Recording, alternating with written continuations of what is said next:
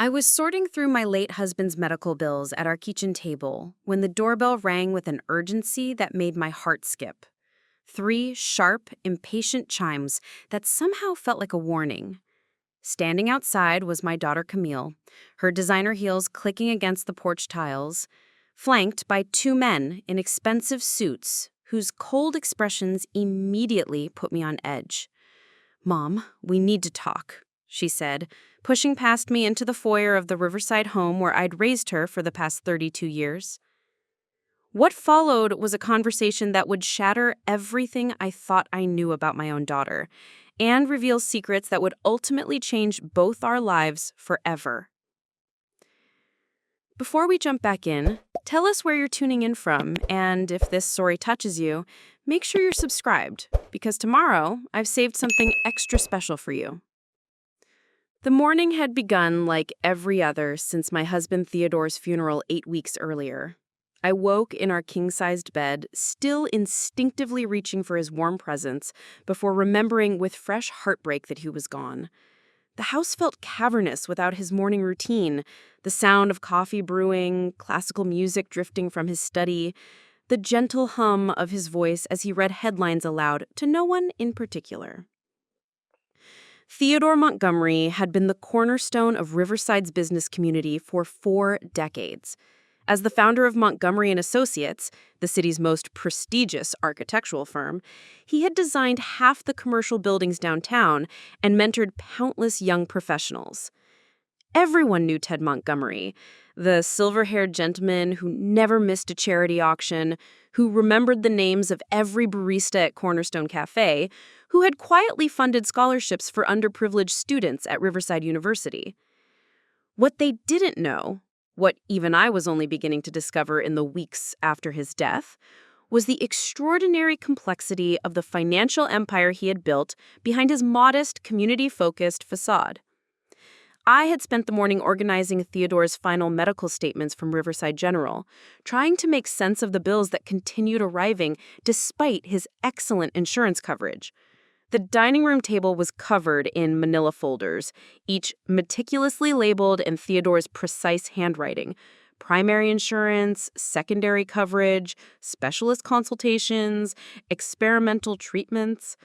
Even in illness, my husband had maintained the organizational precision that had made him legendary in his profession. Camille and I had barely spoken since the funeral. My 34-year-old daughter, now Dr. Camille Montgomery Walsh, had inherited Theodore's analytical mind but paired it with an ambition that often felt ruthless. After completing her MBA at Stanford and joining Blackstone Financial as a senior investment advisor, she had transformed into someone I barely recognized, polished, calculating, and increasingly impatient with what she perceived as my simple domestic lifestyle. The tension between us had been building for years, but Theodore's illness had created a temporary truce. During his final months, we had functioned as a team, taking shifts at his bedside, coordinating with his medical team, making impossible decisions about treatment options with the desperate hope that love and determination could somehow overcome stage 4 pancreatic cancer. Now, with Theodore gone, that fragile unity had dissolved. Camille had been pressing me about practical matters, selling the house, liquidating Theodore's business interests, moving into what she called more appropriate housing for someone in my situation. Her calls had become increasingly frequent and persistent, filled with references to financial advisors she thought I should consult and retirement communities she'd researched on my behalf. I understood her concern on one level. At 62, I was a widow with no career outside the volunteer work and community involvement that had filled my years as Theodore's wife. Our lifestyle had been comfortable. This 4-bedroom colonial in Riverside's historic district, annual trips to Europe, Theodore's collection of vintage guitars that lined his study walls. But Camille seemed convinced that without Theodore's income, I was destined for financial ruin. What she didn't understand, what I was only beginning to comprehend myself, was that Theodore had been far more financially sophisticated than either of us had realized.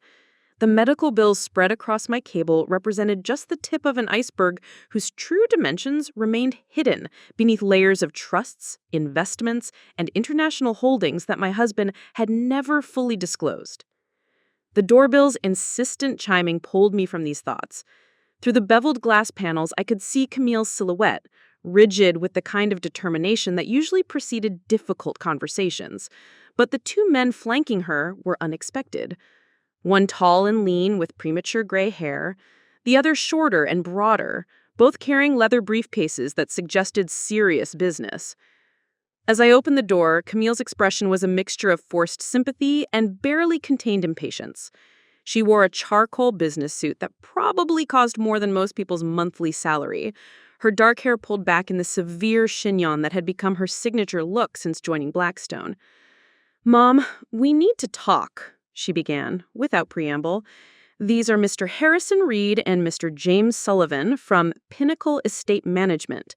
We need to discuss your situation, the house, Dad's business, and your future living arrangements. It's time to be realistic about what you can and cannot afford." The condescension in her tone stung, but it was the presence of the estate management professionals that truly alarmed me. This wasn't a daughter checking on her grieving mother. This was an intervention, carefully planned and professionally orchestrated.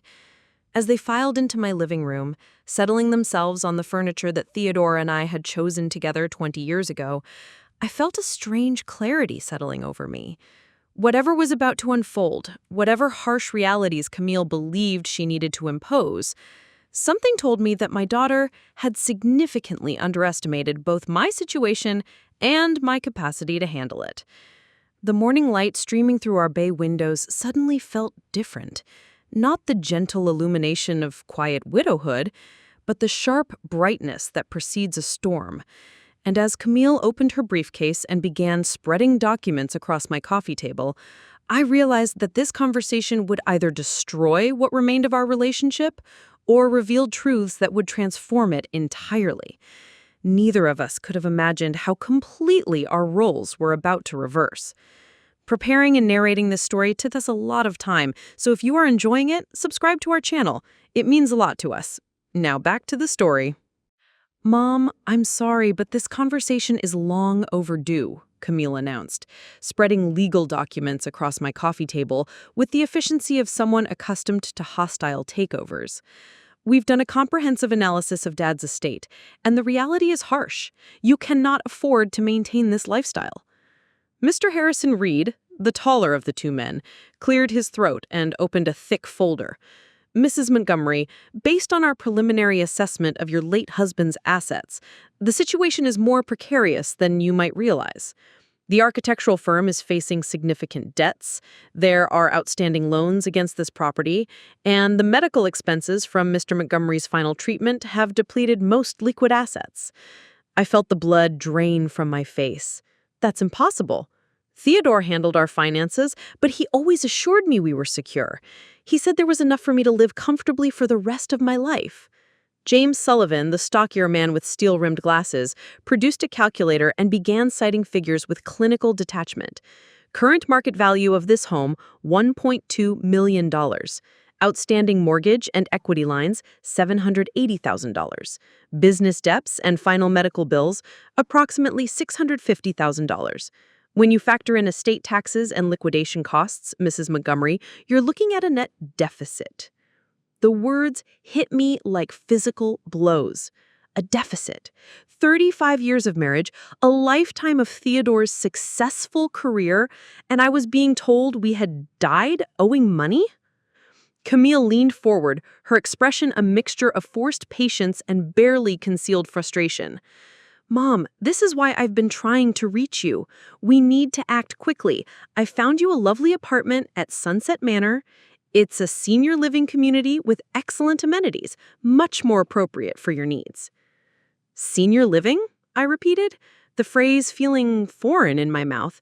"Camille, I'm 62, not 92, and this is my home. Our home." Was your home, she corrected sharply. Mom, you're not thinking clearly. Grief can cloud judgment, and you're making emotional decisions about what are fundamentally financial realities. Harrison Reed nodded sympathetically, though his eyes remained cold. Mrs. Montgomery, we've handled hundreds of estate transitions.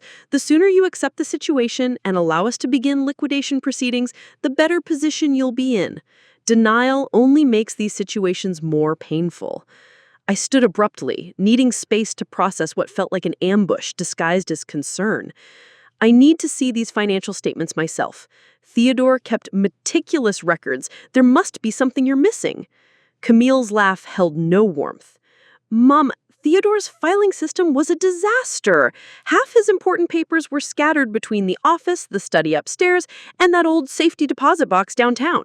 We've been trying to piece together his finances for weeks. What safety deposit box? I asked, turning to face her. Theodore never mentioned a safety deposit box. The momentary silence that followed was telling. Camille exchanged glances with the two men, and I caught something flickering across her face. Was it surprise? Irritation?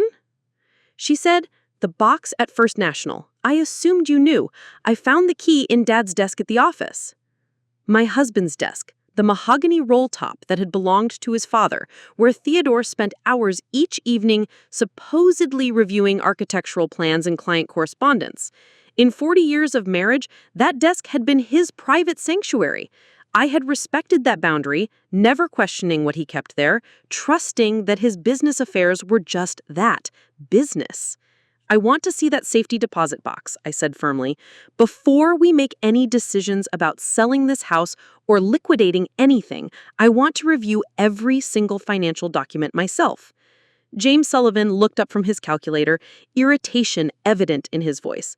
Mrs. Montgomery, with respect, complex estate planning requires professional expertise. Amateur attempts to understand sophisticated financial instruments often lead to costly mistakes. The condescension in his tone sparked something fierce within me. Mr. Sullivan, I may not have an MBA, but I'm neither senile nor stupid. This is my husband's legacy and my financial future we're discussing. I will not be pressured into signing anything until I understand the complete picture. Camille's mask of patient concern was beginning to slip. Mom, you're being unrealistic. Do you have any idea how much it costs to maintain this house? Property taxes alone are $18,000 annually. Add utilities, maintenance, insurance, you're looking at over $4,000 monthly in basic expenses. What income do you have to cover that? The question hung in the air like an accusation. She was right, of course. Theodore's income had died with him. His partnerships in the architectural firm would need to be resolved. I had no pension, no significant income stream of my own. On paper, their argument seemed irrefutable. But something about this entire scenario felt wrong. The timing, the presence of these estate management professionals, the pressure to make immediate decisions, it all felt orchestrated in a way that didn't align with Camille's usual forthright approach to problems. How did you find these gentlemen? Pinnacle Estate Management? Is that a firm you've worked with before? Another exchanged glance. They came highly recommended, Camille replied, a slight stiffness entering her voice. Mom, we're trying to help you avoid a financial catastrophe. The real estate market is strong right now, but that could change. If you wait too long, you might not get current market value for the house. Harrison Reed leaned forward, his tone becoming more urgent. Mrs. Montgomery, we're prepared to handle the entire transition process. We can have this property listed by next week, arrange for estate sale professionals to handle your personal belongings, and coordinate your move to Sunset Manor. Our comprehensive service fee is quite reasonable given the complexity involved. Service fee. These weren't advisors, they were vendors. Camille wasn't just suggesting I downsize, she was proposing to hand my entire life over to strangers who would profit from dismantling everything Theodore and I had built. Absolutely not, I said, my voice carrying a strength that surprised all of us. I'm not making any decisions today. I need time to review Theodore's papers, speak with his attorney, and understand our true financial position before I consider selling anything. Camille's professional facade finally cracked. Mom, you can't afford time. The estate settlement process has deadlines. If you don't act quickly, you'll lose what little equity remains. I'm trying to save you from ending up destitute, but you're too stubborn to see it. The accusation of stubbornness stung because it echoed arguments we had throughout her childhood. Me holding on to traditions and sentiment while she pushed for efficiency and progress. But this felt different. This felt like betrayal wrapped in concern. I think this meeting is over, I announced, moving toward the front door. Gentlemen, thank you for your time, but I won't be requiring your services. As the estate management professionals gathered their papers and prepared to leave, Harrison Reed handed me his business card. Mrs. Montgomery, when reality sets in, and it will, please don't hesitate to call. These situations only become more expensive the longer you wait. After they left, Camille remained in my living room, her face flushed with frustration. Mom, you're making a huge mistake.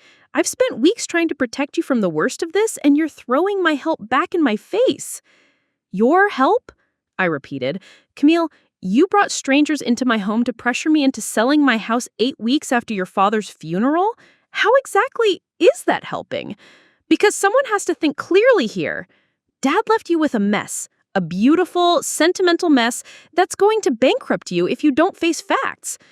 As my daughter stormed out, her heels clicking angrily against the hardwood floors, I stood in my suddenly quiet living room surrounded by the scattered remnants of their financial presentation, numbers and projections that painted my future in stark, terrifying terms. But beneath my shock and hurt, a small voice whispered that something crucial was missing from their analysis. Theodore had been many things: romantic, passionate about his work, sometimes minded about daily details, but he had never been financially irresponsible. The man who had built a successful architectural firm from nothing, who had invested in real estate and art with impressive returns, wouldn't have left his wife facing destitution. Which meant either these financial experts were wrong, or there were assets they hadn't discovered yet. The safety deposit box Camille had mentioned suddenly took on new significance. Theodore's private sanctuary, the desk I had never explored, documents I had never seen. Perhaps my husband's final gift to me wasn't the comfortable life I had assumed, but something far more substantial hidden in places his daughter hadn't thought to look. As I began to gather the scattered papers from my coffee table, I felt something I hadn't experienced since Theodore's diagnosis: a sense of purpose. Tomorrow, I would begin my own investigation into my husband's true legacy, and I had a feeling that what I discovered would surprise everyone, especially my daughter. The silence in my house felt deafening after Camille's departure. I wandered through rooms that suddenly seemed foreign, touching familiar objects: Theodore's reading chair, the photo of us at Niagara Falls from our 25th anniversary, his collection of architectural books, as if they might provide answers to questions I was only beginning to formulate. Sleep eluded me that night. I lay in our bed, staring at the ceiling, replaying every detail of the afternoon's confrontation. The more I analyzed it, the more convinced I became that something fundamental was missing from their assessment. Theodore had been methodical about everything: his morning coffee routine, his weekend garden maintenance, his annual review of our insurance policies. The idea that he would leave me financially vulnerable was completely inconsistent with the man I had known for 4 decades. At 6 a.m., I gave up on sleep and made my way to Theodore's study. The room still smelled faintly of his cologne and the pipe tobacco he'd enjoyed on quiet evenings. His desk dominated the space, the massive roll top that had belonged to his father and grandfather before him. In all our years of marriage, I had respected this as his private workspace, never questioning what he kept there. Now, faced with potential financial ruin, those old boundaries seemed less important than survival. The desk was locked, but I remembered seeing Theodore retrieve the key from behind a small framed photograph of his parents. My hands trembled slightly as I located it, a brass key worn smooth by decades of use. The desktop rolled back with a soft whisper, revealing an interior more complex than I had imagined. Dozens of small compartments and drawers were organized with Theodore's characteristic precision. each was labeled in his careful handwriting: active projects, client correspondence, municipal permits, insurance documents. But it was the larger bottom drawer that drew my attention, simply labeled personal. Inside, I found a leather portfolio I had never seen before. As I opened it, my breath caught. The first document was a bank statement from Cayman International Trust, showing an account balance of $2.3 million. The account holder was listed as T.R. Montgomery Family Trust. My hands shook as I turned the page. Another statement, this one from Swiss Banking Corporation, showing $1.8 million in various currency accounts. Then another from Singapore International, another from a bank in Luxembourg I couldn't even pronounce.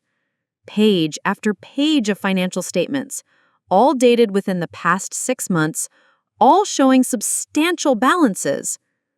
By the time I had reviewed the entire portfolio, the numbers swirled in my head like a fever dream. Conservative estimates suggested Theodore had accumulated over $12 million in offshore accounts, all structured through various international trusts and holding companies. But why? Why hide this from me? And more urgently, did Camille know about these accounts when she brought those estate management professionals to pressure me into selling our home? I called Theodore's attorney, Marcus Blackstone, at exactly 9 a.m. when his office opened.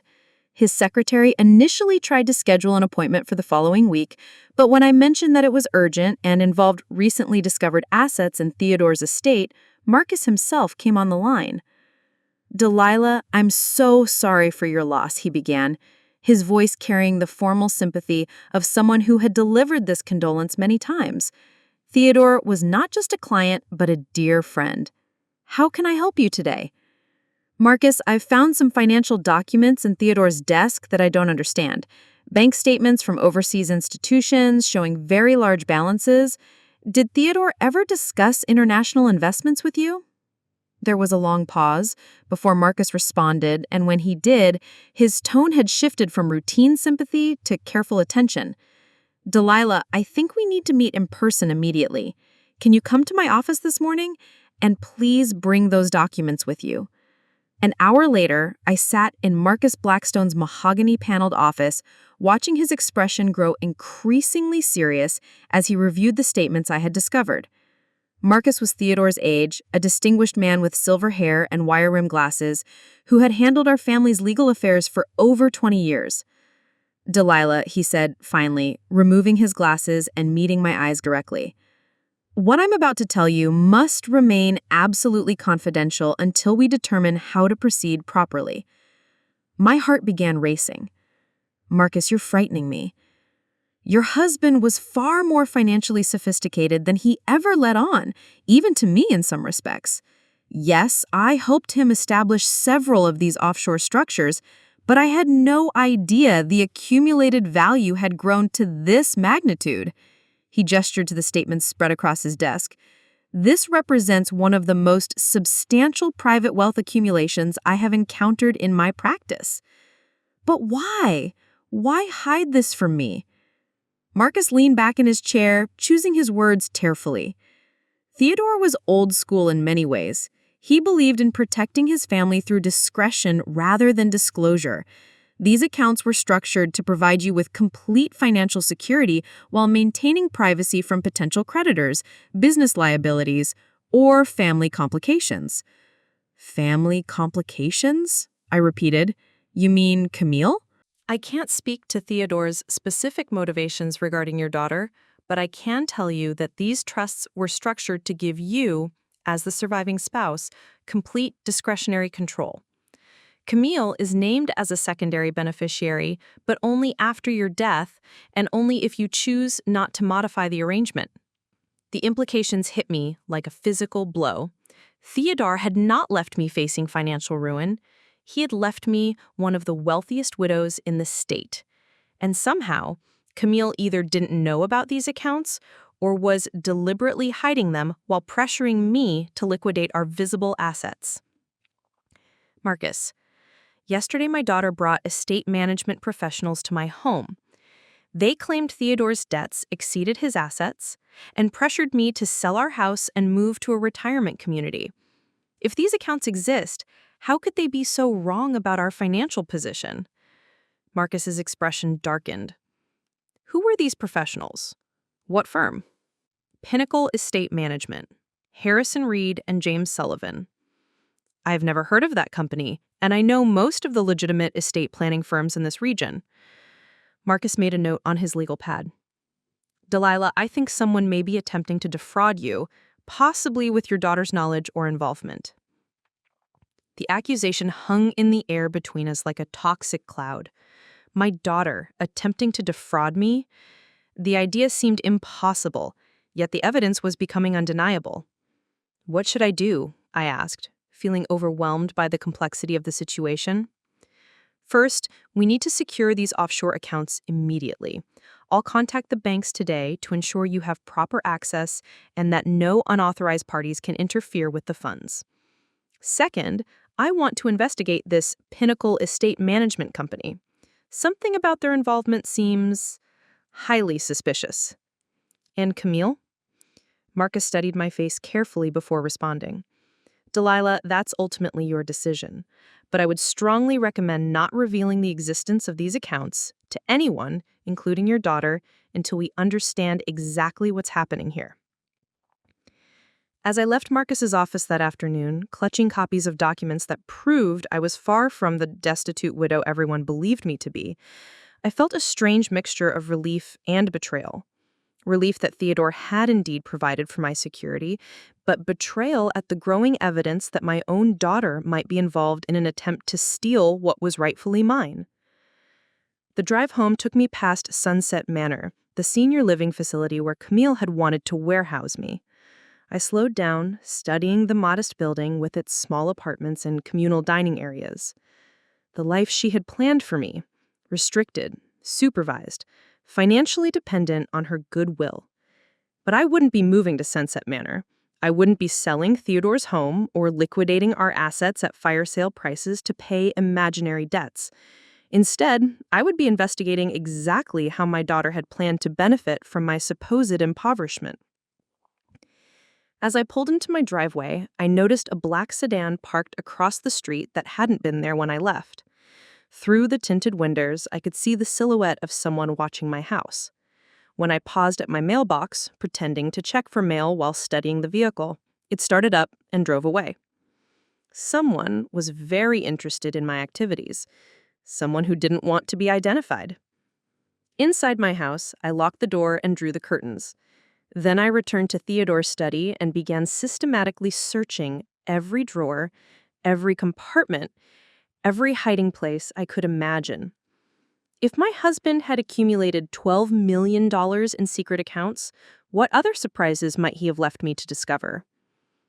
By evening, I had found 3 more portfolios hidden in various locations throughout the study: investment accounts, real estate holdings in other states, and most intriguingly, a detailed journal in Theodore's handwriting documenting suspicious financial activities he had observed involving Camille's employment at Blackstone Financial. The final entry, dated just 2 weeks before his death, contained a single, chilling sentence. I believe our daughter is involved in activities that could destroy our family's reputation and Delilah's security. I must protect her, even if it means protecting her from Camille herself. As I sat in Theodore's chair, reading his final concerns about our daughter by lamplight, I realized that tomorrow would bring conversations far more difficult than anything I had imagined. But I would face them armed with knowledge my husband had carefully preserved for me and resources that would ensure I never again felt powerless in my own home. The grieving widow who had opened her door to strangers that morning was gone. In her place sat a woman who was beginning to understand that she had been underestimated by everyone, including herself. Theodore's journal proved to be far more disturbing than I had anticipated. As I read by the soft glow of his desk lamp, my late husband's careful observations painted a picture of financial irregularities that made my blood run cold. Entry after entry detailed suspicious patterns he had noticed in Camille's lifestyle over the past 18 months, luxury purchases that seemed inconsistent with her salary, expensive vacations to destinations like Monaco and Dubai, and most troublingly, her sudden interest in my financial affairs coinciding with Theodore's terminal diagnosis. The entry dated 3 months before his death was particularly damning.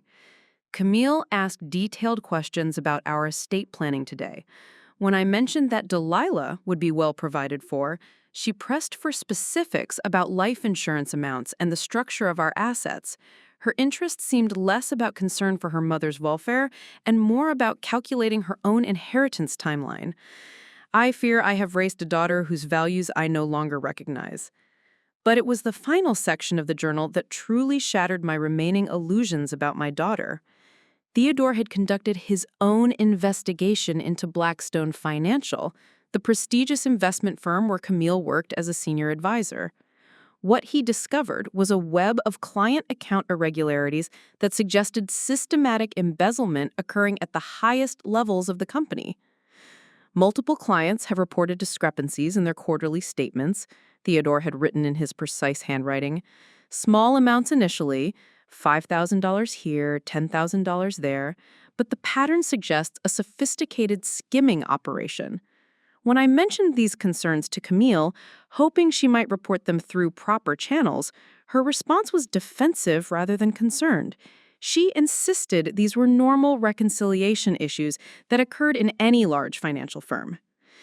The journal's final entry, written just days before Theodore entered the hospital for his last round of treatment, contained information that made my hands tremble. I have confirmed that Camille is not merely aware of the embezzlement at Blackstone, she is actively participating in it. Bank records show unexplained deposits into her personal accounts totaling over $400,000 in the past year. I believe she has been stealing from elderly clients whose mental acuity has declined, manipulating their accounts to funnel money into her own investments. The implications were staggering. My daughter wasn't just planning to defraud me of my inheritance, she was already a practiced criminal who had been stealing from vulnerable clients for months. And now, with Theodore gone and his protective oversight removed, she was positioning herself to claim the largest prize of her criminal career. I spent the rest of the evening researching everything I could find about Blackstone Financial online. What I discovered reinforced Theodore's concerns. Recent news articles mentioned an ongoing investigation by the Securities and Exchange Commission into irregularities in client account management. Several former clients had filed complaints alleging unauthorized transactions and missing funds. The firm's reputation, once sterling, was beginning to show serious cracks.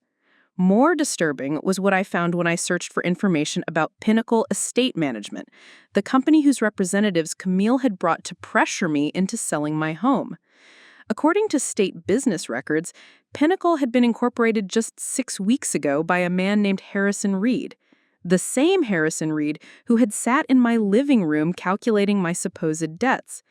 The company had no established track record, no legitimate client testimonials, and most tellingly, its business address was a mailboxes, etc. location in a strip mall. This wasn't incompetence or aggressive sales tactics. This was a deliberate fraud operation designed specifically to target me, organized by my own daughter. The next morning, I called Marcus Blackstone's office and requested an emergency meeting. But first, I had one more investigation to conduct. Theodore's journal had mentioned a safety deposit box at First National Bank, the same box Camille had claimed to discover among his papers. I wanted to examine its contents before anyone else had the opportunity to tamper with evidence. At First National Bank, I presented Theodore's death certificate and my identification to access the safety deposit box. The bank manager, a soft-spoken woman named Patricia Chen, expressed her condolences and led me to the vault area. "Mrs. Montgomery," she said as we walked, "I should mention that you're the second person to inquire about this box this week. Your daughter was here Monday asking about access procedures." My heart skipped. Did she gain access to the box? No, she didn't have the proper authorization. We explained that only the box owner or designated beneficiaries with proper documentation could access the contents. She seemed quite frustrated and mentioned she would return with additional paperwork. The safety deposit box contained exactly what I had hoped to find and feared to discover.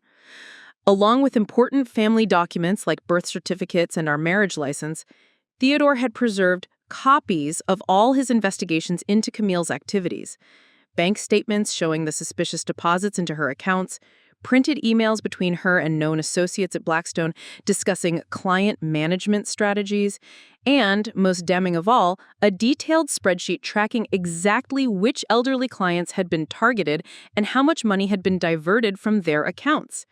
But the most shocking discovery was a sealed envelope marked "For Delilah's Eyes Only," open after my death. Inside was a letter in Theodore's handwriting that explained everything. "My dearest Delilah, if you are reading this, then I am gone and you have discovered the truth about our daughter's activities. I have struggled for months with the knowledge that Camille has become involved in criminal behavior, stealing from the very people she was trusted to help. I could not bring myself to destroy her career and face imprisonment while I was dying, but I could not allow her crimes to continue unchecked after my death." The offshore accounts I established are not just for your security. They are protection against Camille's inevitable attempt to claim our estate through fraudulent means. I have documented evidence of her crimes, but I leave the decision of how to proceed entirely in your hands. You may choose to confront her privately and demand restitution to her victims, or you may decide that formal prosecution is necessary to prevent further harm to innocent people. Whatever you choose, know that I have loved you both with all my heart, even as I have been forced to acknowledge that our daughter has chosen a path that will ultimately destroy her if someone does not intervene. The money I have hidden will ensure your independence, but more importantly, it will give you the power to make decisions based on justice rather than desperation. I trust your judgment completely, as I have for 40 years of marriage. You are stronger and wiser than you have ever allowed yourself to believe. Use that strength now, for yourself and for the innocent people Camille has harmed. As I sat in the bank's private viewing room, surrounded by the evidence of my daughter's systematic betrayal, I felt something shift inside me. The grief and confusion that had dominated my emotions since Theodore's death were being replaced by a cold, clear anger. Not just at Camille's theft and lies, but at her willingness to victimize elderly clients who trusted her with their life savings. The widow who had been manipulated and pressured yesterday was gone. In her place sat a woman who possessed detailed evidence of criminal activity, access to substantial financial resources, and, most importantly, the moral clarity to use both effectively. When I left the bank that afternoon, carrying copies of all the evidence Theodore had preserved, I had made my decision about how to proceed. But first, I needed to understand exactly how extensive Camille's criminal network had become, and who else might be involved in the conspiracy to defraud me. That evening, I received a phone call that confirmed my worst suspicions. The caller identified himself as Detective Raymond Walsh from the Financial Crimes Division of the State Attorney's Office. "Mrs. Montgomery, we've been investigating irregularities at Blackstone Financial for several months. Your husband's name appeared in some documents we recovered, and we believe he may have been gathering evidence about fraudulent activities involving your daughter. We'd like to meet with you to discuss what information he might have shared with you." The investigation had already begun. Law enforcement was closing in on Camille's activities, and my decision about how to handle my daughter's crimes was about to be made for me. The question now wasn't whether Camille would face consequences for her actions, but whether I would be in a position to protect myself when her criminal enterprise inevitably collapsed. As I hung up the phone, I realized the confrontation I had been dreading was no longer something I could control or postpone. Tomorrow, I would meet with Detective Walsh and turn over Theodore's evidence. And then, I would have to decide whether to warn my daughter that her criminal career was about to end, or allow justice to take its course without interference from a mother's misguided loyalty. Either way, the comfortable fiction that I was simply a grieving widow dependent on my daughter's guidance was about to be exposed as the dangerous lie it had always been. Detective Raymond Walsh arrived at my home the following morning with a level of professionalism that immediately distinguished him from the fraudulent estate management team Camille had brought just days earlier. Tall and lean with graying temples, he carried himself with the quiet authority of someone accustomed to handling complex financial crimes. More importantly, he treated me as an intelligent adult rather than a confused elderly woman in need of guidance. "Mrs. Montgomery," he began as we settled in my living room, "I want to be completely transparent about our investigation and your position in it. We have reason to believe that your late husband was conducting his own investigation into financial irregularities at Blackstone Financial, specifically involving your daughter's activities. We're hoping you might have access to any documentation he may have compiled." I had spent the previous evening preparing for this moment, organizing Theodore's evidence into a comprehensive presentation that would demonstrate both the scope of Camille's crimes and my own complete innocence in her activities. But Detective Walsh's straightforward approach made me realize that honesty would serve me better than careful positioning. "Detective Walsh," I replied, "before I share what I've discovered, I need to understand something. Am I being investigated as a potential accomplice, or are you seeking my cooperation as a witness?" His expression softened slightly. "Mrs. Montgomery, everything we've learned suggests that you were deliberately kept unaware of your daughter's activities. Your husband appears to have been protecting you from knowledge that would have put you in an impossible position. We're here seeking your cooperation, not investigating your involvement." Relief flooded through me. In that case, I have substantial documentation that Theodore compiled over several months. But Detective, what I've discovered goes beyond simple embezzlement. I believe my daughter has been planning to defraud me of my inheritance using a fake estate management company. For the next 2 hours, I walked Detective Walsh through every piece of evidence Theodore had gathered. The suspicious deposits into Camille's accounts, the pattern of targeting elderly clients with diminished capacity, the coordination with associates at Blackstone to manipulate investment records. Then I presented the evidence of the fraudulent Pinnacle Estate Management Company and explained how Camille had attempted to pressure me into liquidating assets while hiding the existence of Theodore's offshore accounts. Detective Walsh took careful notes throughout my presentation, occasionally asking for clarification or requesting additional documentation. When I finished, he sat back and studied me with what I interpreted as professional respect. "Mrs. Montgomery, this is one of the most comprehensive evidence packages I've seen in a financial crimes case. Your husband was remarkably thorough in his documentation. Combined with what we've already developed through our investigation, this gives us everything we need to pursue criminal charges." "What kind of charges?" I asked, needing to understand the full scope of what Camille was facing. "Wire fraud, securities fraud, elder abuse, conspiracy to commit theft, and potentially money laundering if we can prove she moved stolen funds through multiple accounts to obscure their origin. We're looking at federal charges that could result in significant prison time. The reality of my daughter potentially spending years in federal prison hit me like a physical blow. Despite everything she had done, despite her willingness to steal from me and her elderly clients, she was still my child. The little girl who had once brought me dandelions from the garden and fallen asleep in my lap during bedtime stories." "Detective Walsh," I said carefully, "what options exist for resolving this situation without destroying my daughter's life completely?" He leaned forward, his expression serious. "Mrs. Montgomery, I understand this is incredibly difficult, but your daughter didn't just steal money, she systematically targeted vulnerable elderly people who trusted her with their life savings. Some of her victims have been financially devastated. One elderly gentleman had to move in with his children because Camille stole his retirement fund." The weight of those words settled over me. This wasn't just about my family's private drama. Camille had harmed innocent people who were depending on their investments for basic survival. My maternal instincts to protect her had to be balanced against the reality that she had caused genuine suffering to people who deserved justice. "What happens next?" I asked. "We'll be executing search warrants at Blackstone Financial and at your daughter's residence within the next 48 hours. We'll also be freezing her personal accounts to prevent further asset movement.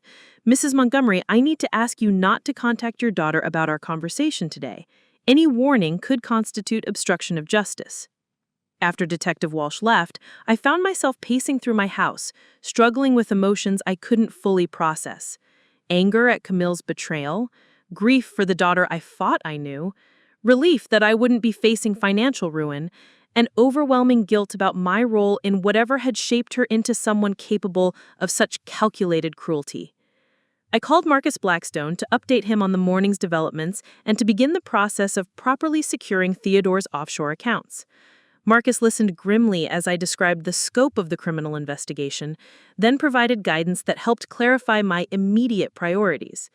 Delilah, you need to focus on protecting yourself legally and financially. Whatever maternal feelings you have toward Camille, remember that she was prepared to leave you homeless and destitute to cover her crimes. Your first obligation is to ensure your own security. That afternoon, I took Marcus's advice and began implementing a comprehensive financial protection strategy.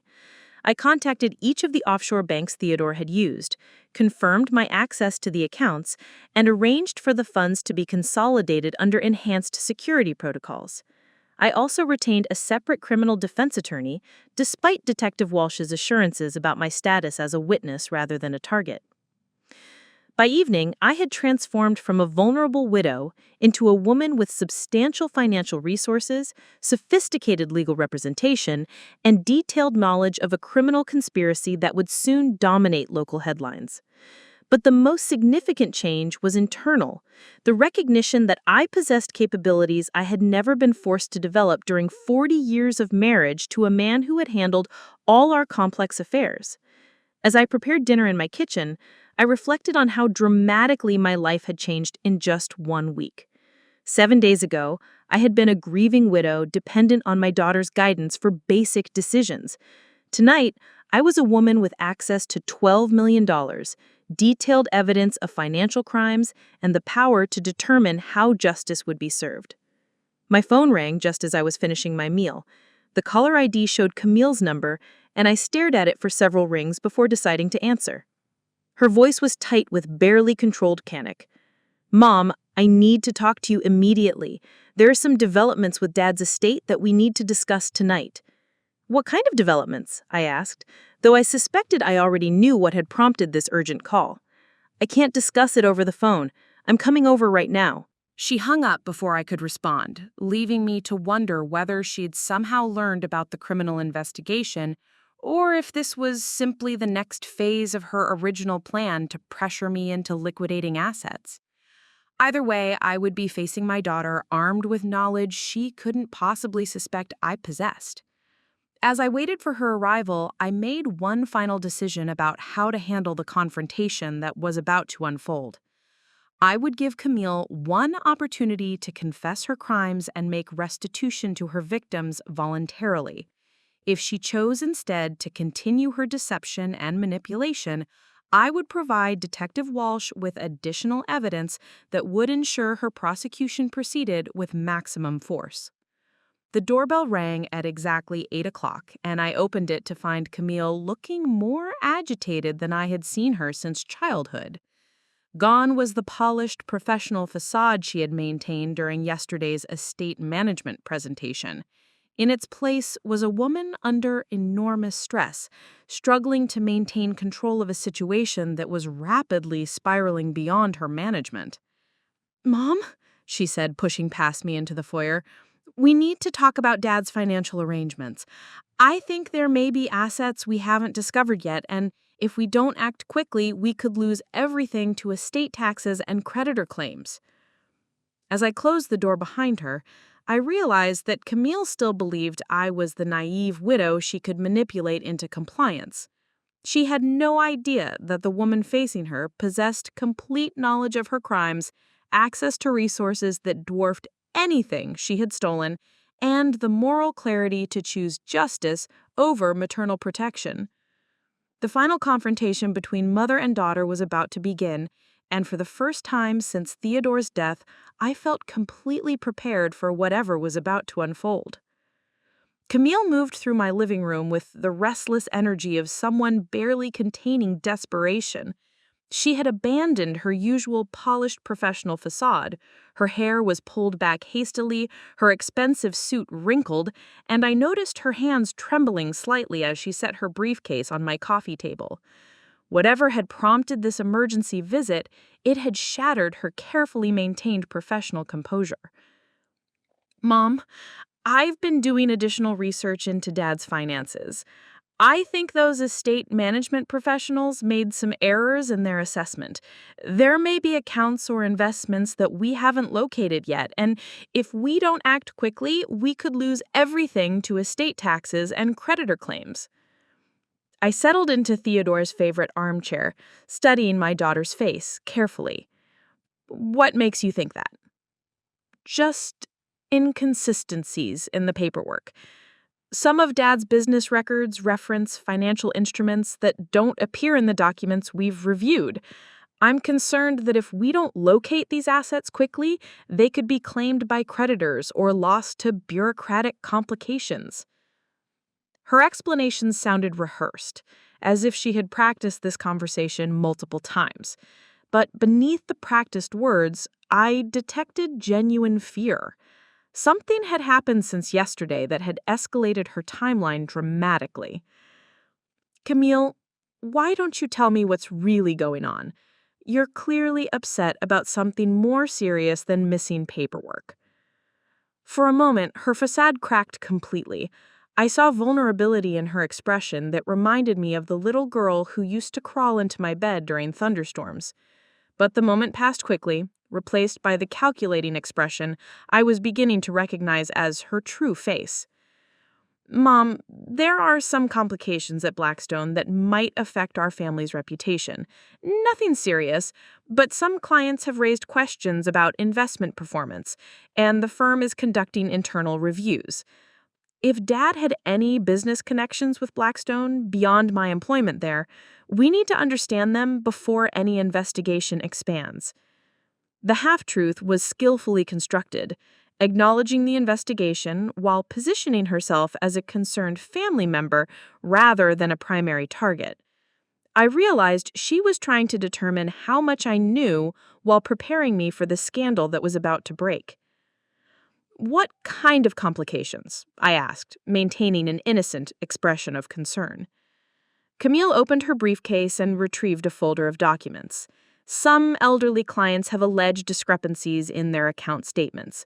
The firm believes these are mostly confusion about complex investment structures, but the regulatory authorities are requiring comprehensive audits. Any connection between our family and these complaints could be problematic. She spread several papers across my coffee table, what appeared to be client statements and investment summaries.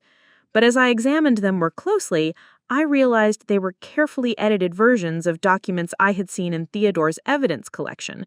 Account numbers had been changed, dates modified, and most importantly, any reference to irregular transactions had been removed. "I want to show you something that might be relevant," Camille continued, producing a document that made my blood run cold. It was a power of attorney form, already completed with my signature forged at the bottom. "Dad apparently prepared this before his death, giving you authority to handle any financial matters that might arise. If we need to move money quickly to protect it from potential litigation, this document would allow us to act immediately." The audacity of her plan was breathtaking. She had forged legal documents giving her self-control over any assets I might possess, while simultaneously warning me about an investigation that would provide justification for rapidly liquidating everything. If I had remained ignorant of Theodore's hidden accounts, I would have been completely vulnerable to this manipulation. "Camille," I said, picking up the forged power of attorney, "I don't remember signing this document." "Dad said you signed it during one of your visits to the hospital when you were quite emotional. You might not remember clearly from that period." Her voice carried practiced sympathy, but her eyes were watchful, calculating my response. As we sat there, surrounded by her carefully constructed lies, my phone rang. The caller ID showed Marcus Blackstone's number, and I saw Camille's expression tighten with concern. I should take this, I said, answering the call. Delilah?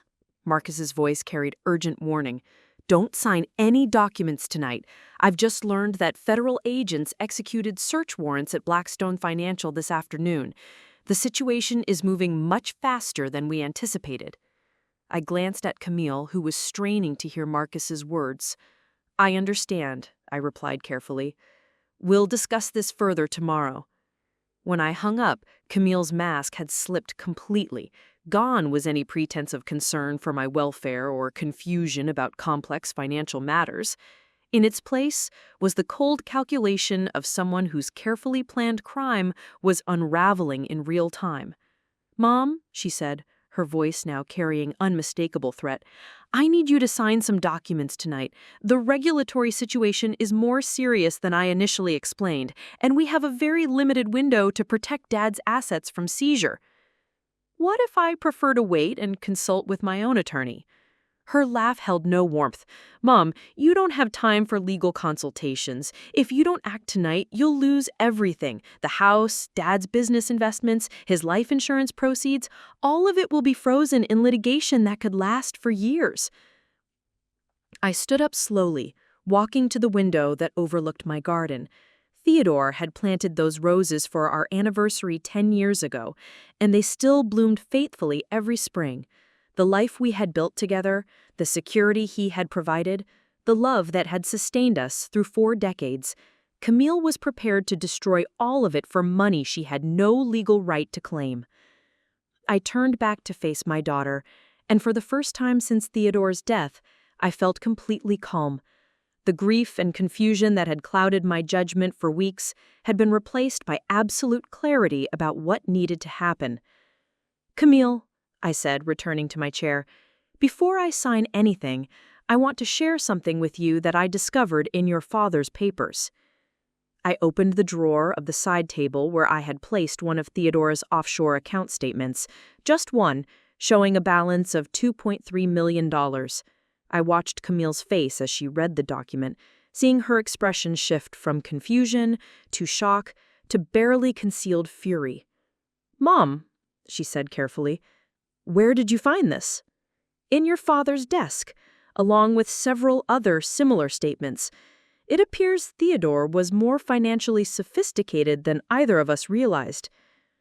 For several long moments, Camille stared at the statement while her mind raced through implications I could almost see her calculating.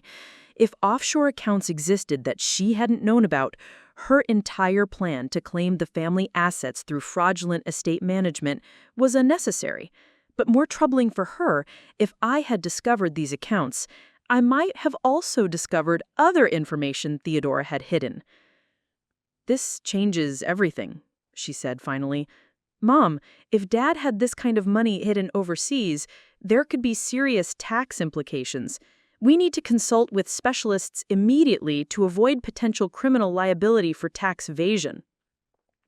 Even faced with evidence that destroyed her original narrative, Camille was already adapting, seeking new angles to maintain control and create justification for accessing resources that didn't belong to her. The revelation that I possessed substantial independent wealth hadn't prompted concern for my welfare or happiness at my security, only calculation about how to gain access to amounts far larger than she had originally targeted. Camille, I said quietly, I think it's time for you to leave. I need time to process all of this information before making any decisions about legal documents or financial arrangements.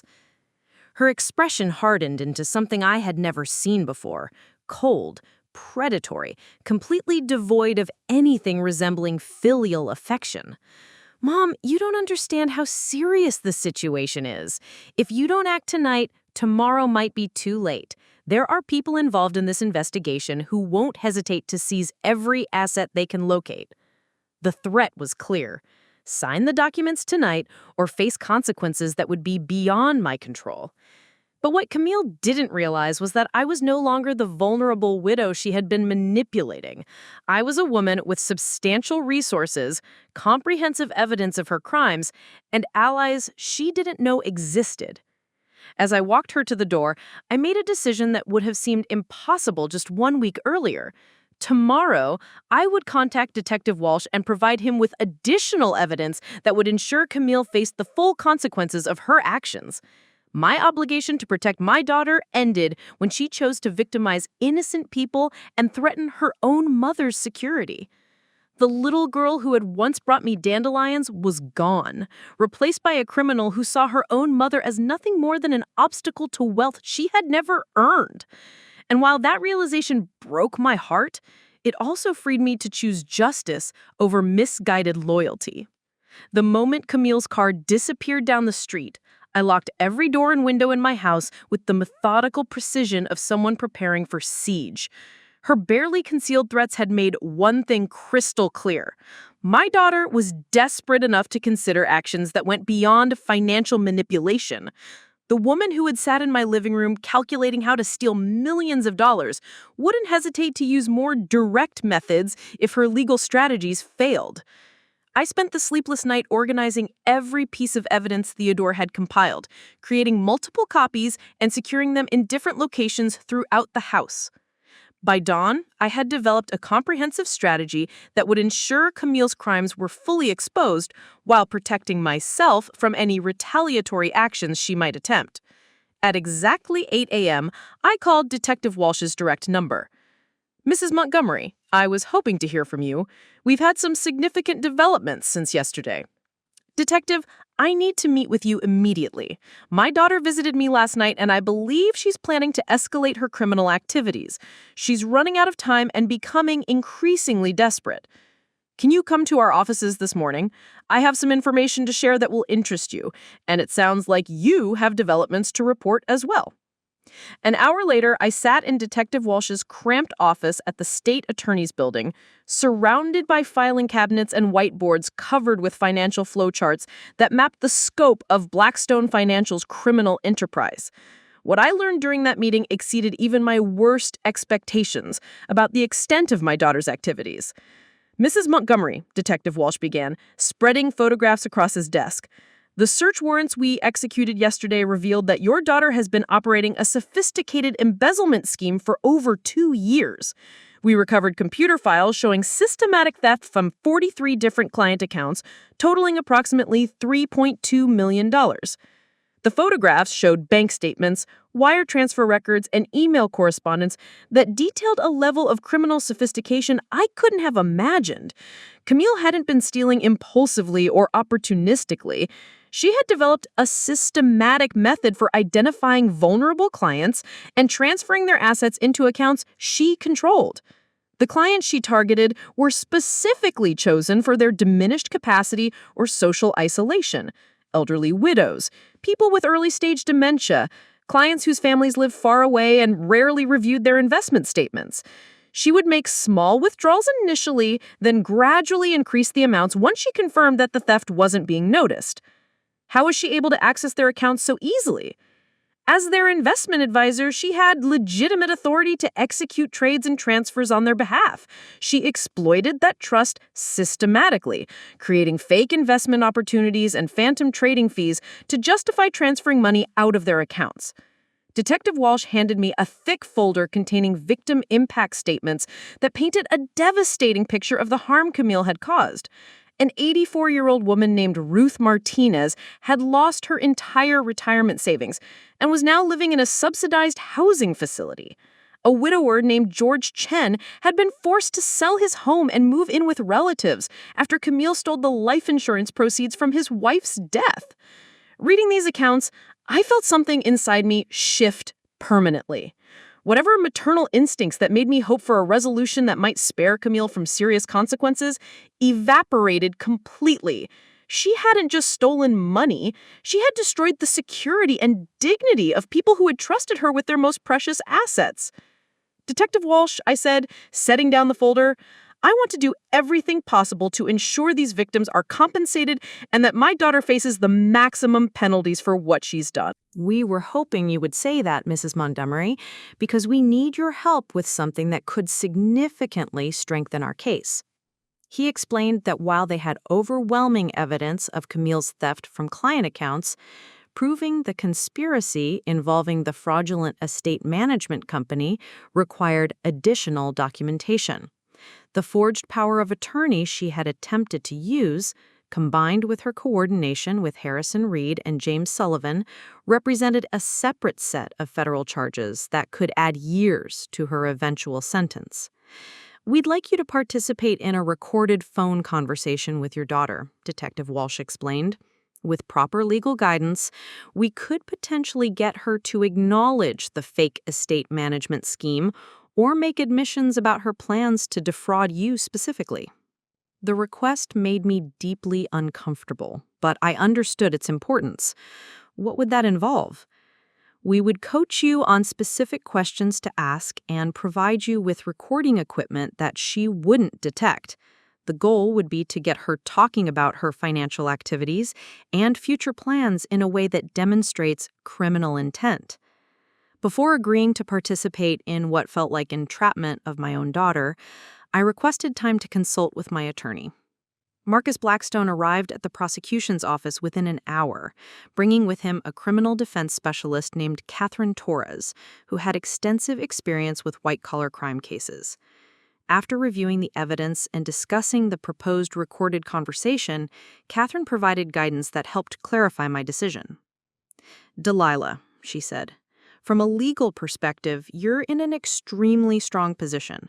Your cooperation with law enforcement demonstrates good faith, and the evidence clearly shows you were a target rather than a participant in these crimes. But I want you to understand that participating in the recorded conversation carries some risks." "What kind of risks?" "If Camille becomes suspicious during the call, she might make accusations against you that could complicate your position. She might claim you were aware of her activities or that you participated in planning the estate management fraud. While we have evidence to refute such claims, defending against them would be stressful and expensive." Marcus leaned forward, his expression serious. "Delilah, you have to make this decision based on your own values and priorities. From a purely practical standpoint, you don't need to take this risk. The prosecution has enough evidence to convict your daughter without your additional cooperation. But from a moral standpoint, helping to expose the full scope of her crimes could lead to better outcomes for her victims." I thought about Ruth Martinez, living in subsidized housing after losing everything to my daughter's greed. I thought about George Chen, forced from his home in his 80s because Camille had stolen his wife's life insurance money.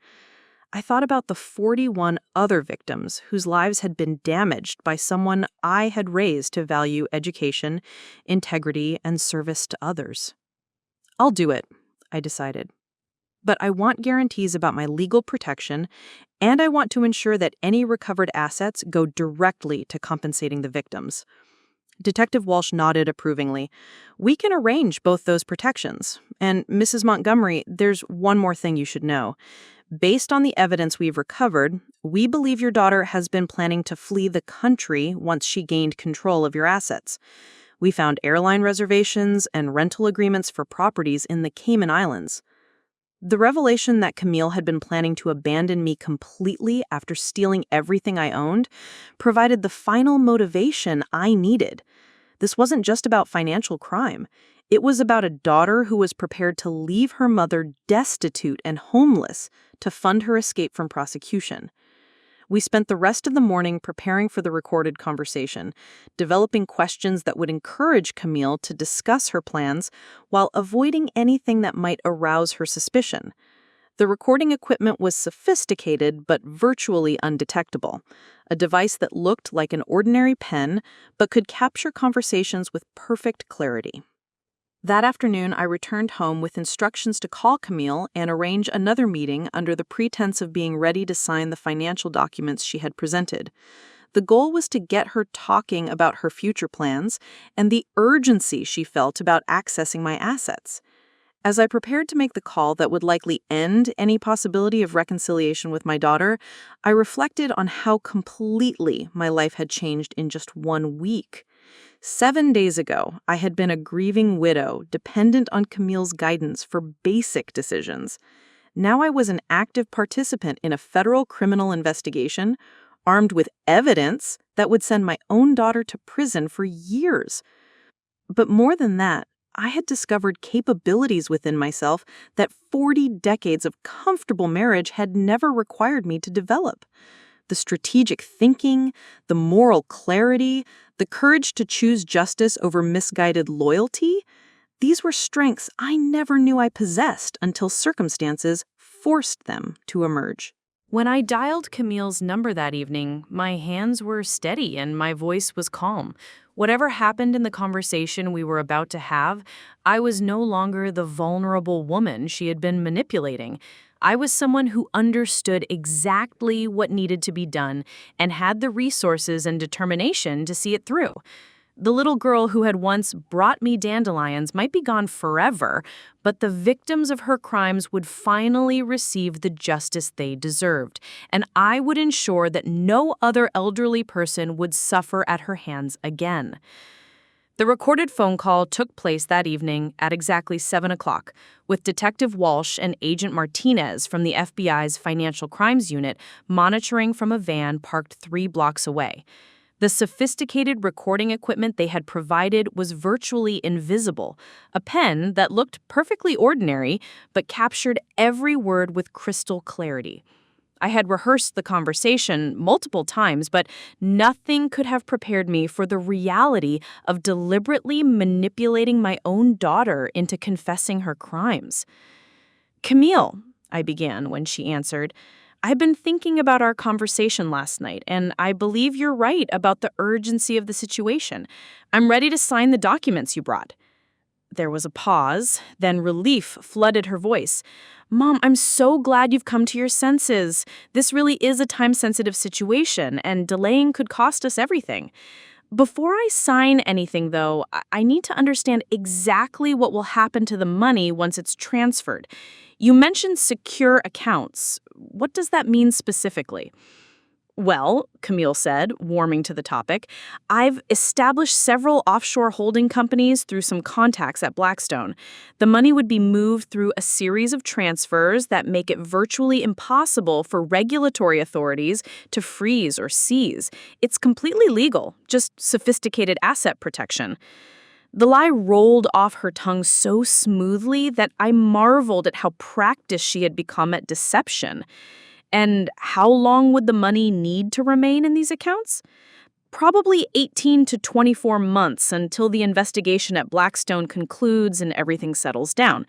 During that time, you'd have access to whatever you need for living expenses, but the bulk of the assets would be protected from any potential litigation. I pressed further, following the script Detective Walsh had prepared. "Camille, I'm concerned about something. Yesterday you mentioned that some clients have raised questions about their account statements. If there's a serious investigation, won't the authorities be looking at all of Blackstone's clients, including our family?" Her voice became more guarded. "Mom, that's exactly why we need to act quickly. Yes, there's an investigation, and yes, it could potentially impact anyone who has had significant dealings with the firm. But the people asking questions are mostly elderly clients who don't understand complex investment strategies. Their complaints aren't really based on actual improprieties." "What kind of complaints?" "Oh, you know how it is with older people. They see a transfer they don't remember authorizing, or they notice their account balance is lower than they expected, and they immediately assume something fraudulent has happened. Most of these issues are just confusion about legitimate trading activities." The casual dismissal of her victims' concerns was chilling. I could picture Ruth Martinez and George Chen, the people whose lives she had destroyed, being described as confused elderly clients who simply didn't understand sophisticated financial instruments.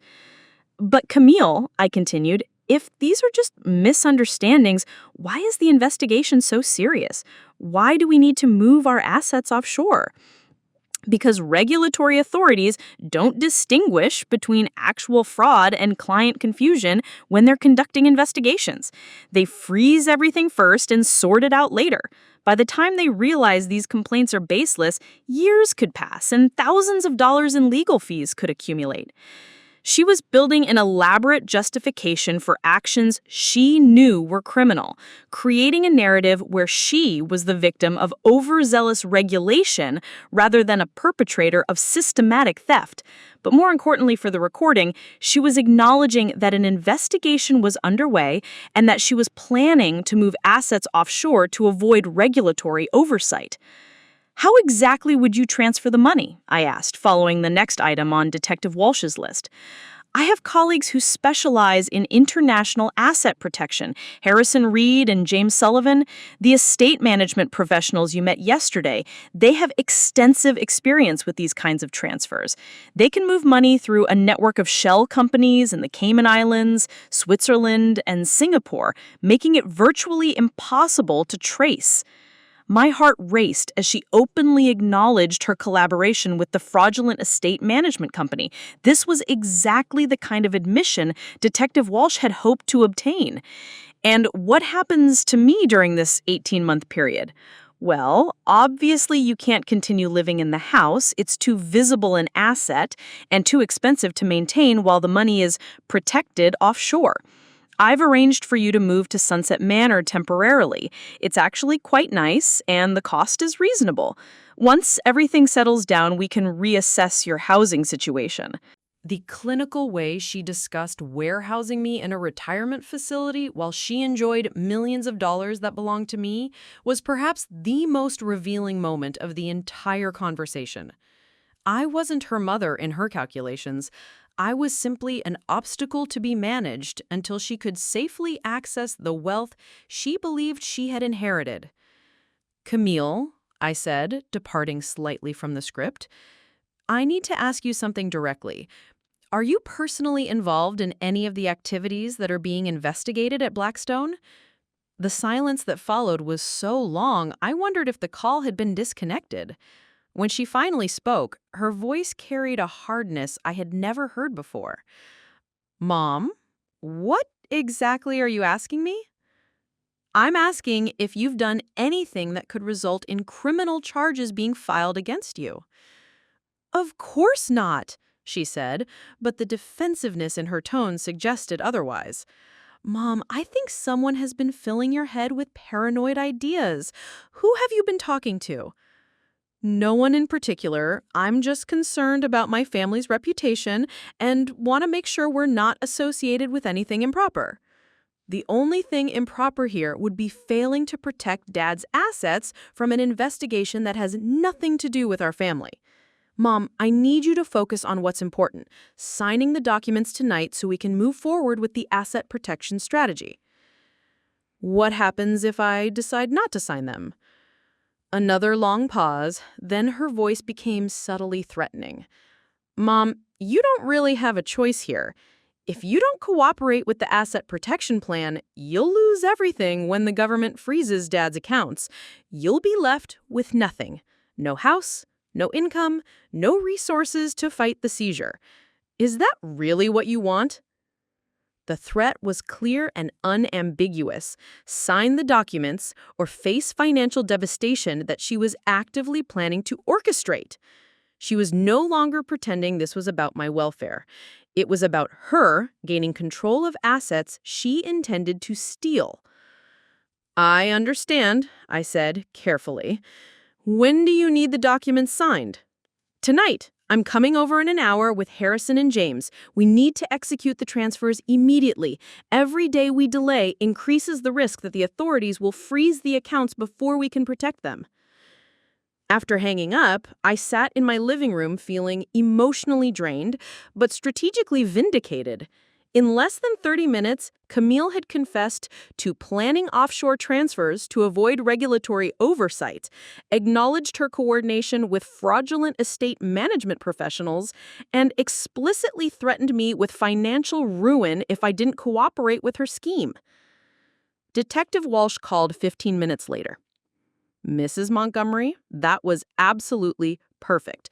She gave us everything we needed: conspiracy to commit fraud, money laundering, elder abuse, and extortion.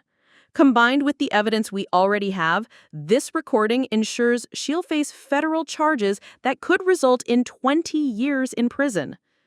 What happens when she arrives tonight? We'll be waiting. The moment she attempts to present those forged documents for your signature, we'll execute the arrest warrant. Harrison Reed and James Sullivan will also be taken into custody on conspiracy charges. As I prepared for what would likely be the last time I ever saw my daughter as a free person, I reflected on the complete transformation my life had undergone in just 8 days. I had evolved from a grieving widow dependent on her daughter's guidance to a woman with substantial financial resources, comprehensive evidence of criminal conspiracy, and the moral clarity to choose justice over misguided family loyalty. The doorbell would ring in less than an hour, and when I opened it, federal agents would arrest the daughter I had raised to value integrity and service to others. The little girl who had once brought me dandelions had become a criminal who victimized vulnerable elderly people and threatened her own mother's security. But as painful as that reality was, I felt a profound sense of peace, knowing that Ruth Martinez, George Chen, and 41 other victims would finally receive justice. And I would begin rebuilding my life on foundations stronger than any Theodore and I had ever established, built on my own capabilities, my own resources, and my own uncompromising commitment to doing what was right, regardless of the personal cost. The doorbell rang at exactly 8:15, 3 sharp chimes that echoed through my house like a funeral toll. Through the beveled glass, I could see 3 silhouettes. Camille flanked by Harrison Reed and James Sullivan, all carrying briefcases and wearing expressions of grim determination. What they didn't know was that Detective Walsh and his team were positioned strategically around my property, waiting for the signal that would end my daughter's criminal career forever.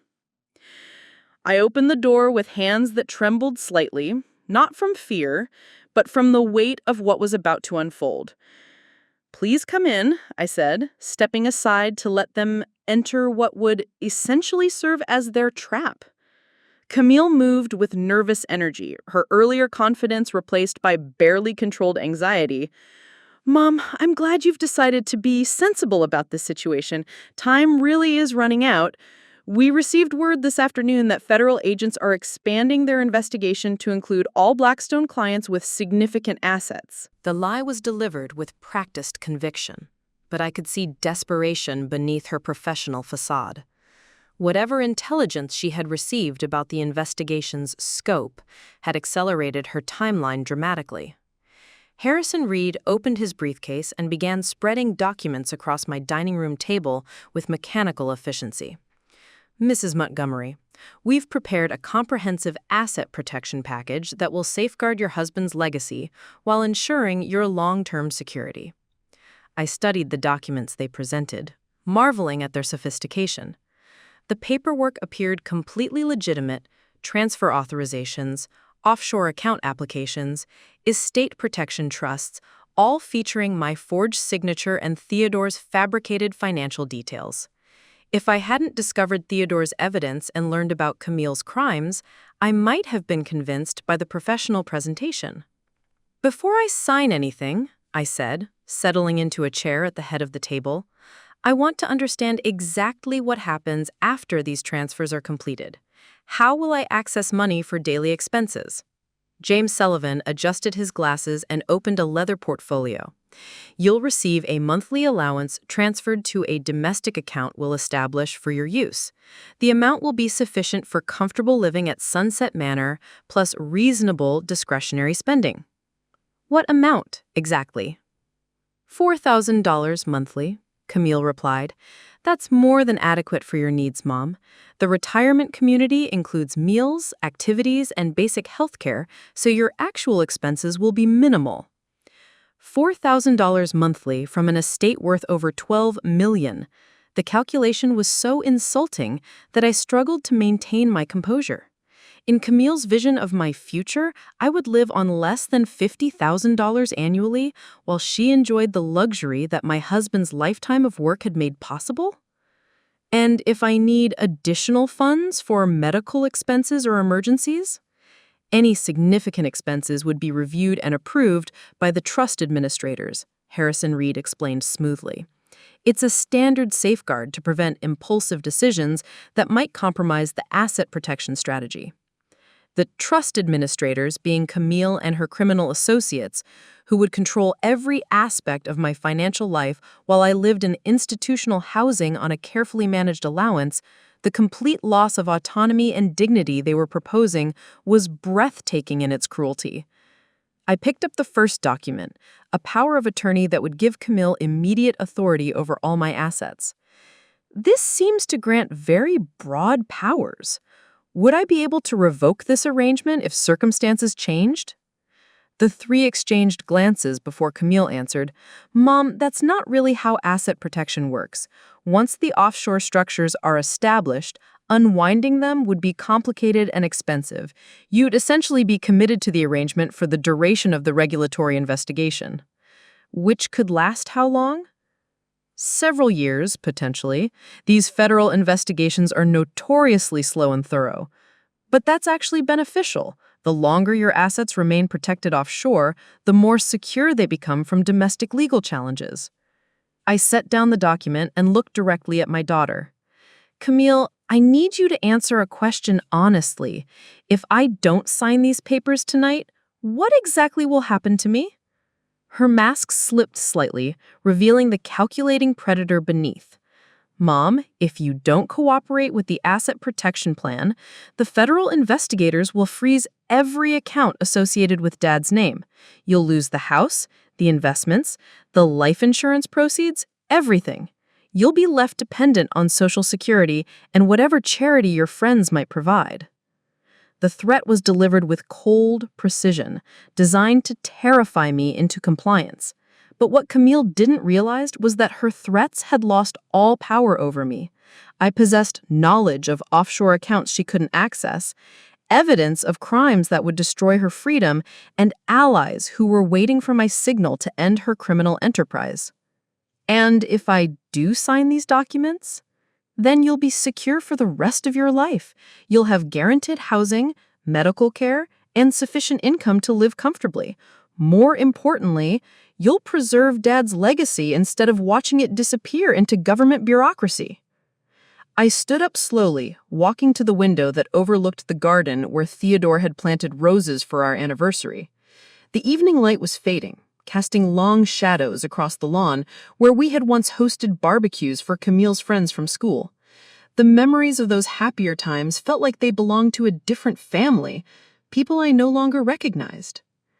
"There's something I need to share with all of you," I said, turning back to face them. "Something I discovered in Theodore's papers that changes everything." I opened the drawer of my sideboard and retrieved the folder containing several offshore account statements. Camille's expression shifted from confusion to shock when she recognized what she was seeing. "Mom, where did you find these?" "In your father's desk, along with documentation of some very interesting investigations he was conducting before his death." I placed Theodore's journal on the table beside the account statements. "It seems my husband was far more aware of your activities at Blackstone than you realized." The silence that followed was profound. Harrison Reed and James Sullivan examined the documents with growing alarm, clearly recognizing that their carefully planned fraud had just encountered evidence they hadn't anticipated. But it was Camille's reaction that fascinated me most. Not surprise or shame, but cold calculation as she assessed this new threat to her plans. "Mom," she said finally, "I don't know what Dad might have written in his journal, but you have to understand that he was very ill toward the end. Pain medication and cancer treatments can cause confusion and paranoid thinking." The attempt to dismiss Theodore's careful documentation as drug-induced paranoia was predictable but pathetic. "Camille, these aren't confused ramblings. They're detailed financial records documenting systematic theft from your clients' accounts." "That's impossible," she replied, but her voice lacked conviction. "Any irregularities in client accounts would have been detected by Blackstone's compliance department." unless the compliance department was deliberately avoiding detection because senior staff members were participating in the theft. I opened Theodore's journal to a page documenting Camille's coordination with other Blackstone employees. Your father was quite thorough in his investigation. Harrison Reed stood abruptly, his professional composure cracking. Mrs. Montgomery, I think there's been a serious misunderstanding here. Perhaps we should postpone this meeting until you've had time to review these documents more carefully. Actually, I replied, moving toward my phone, I think it's time to clear up all the misunderstandings at once. I dialed the number Detective Walsh had given me for emergencies.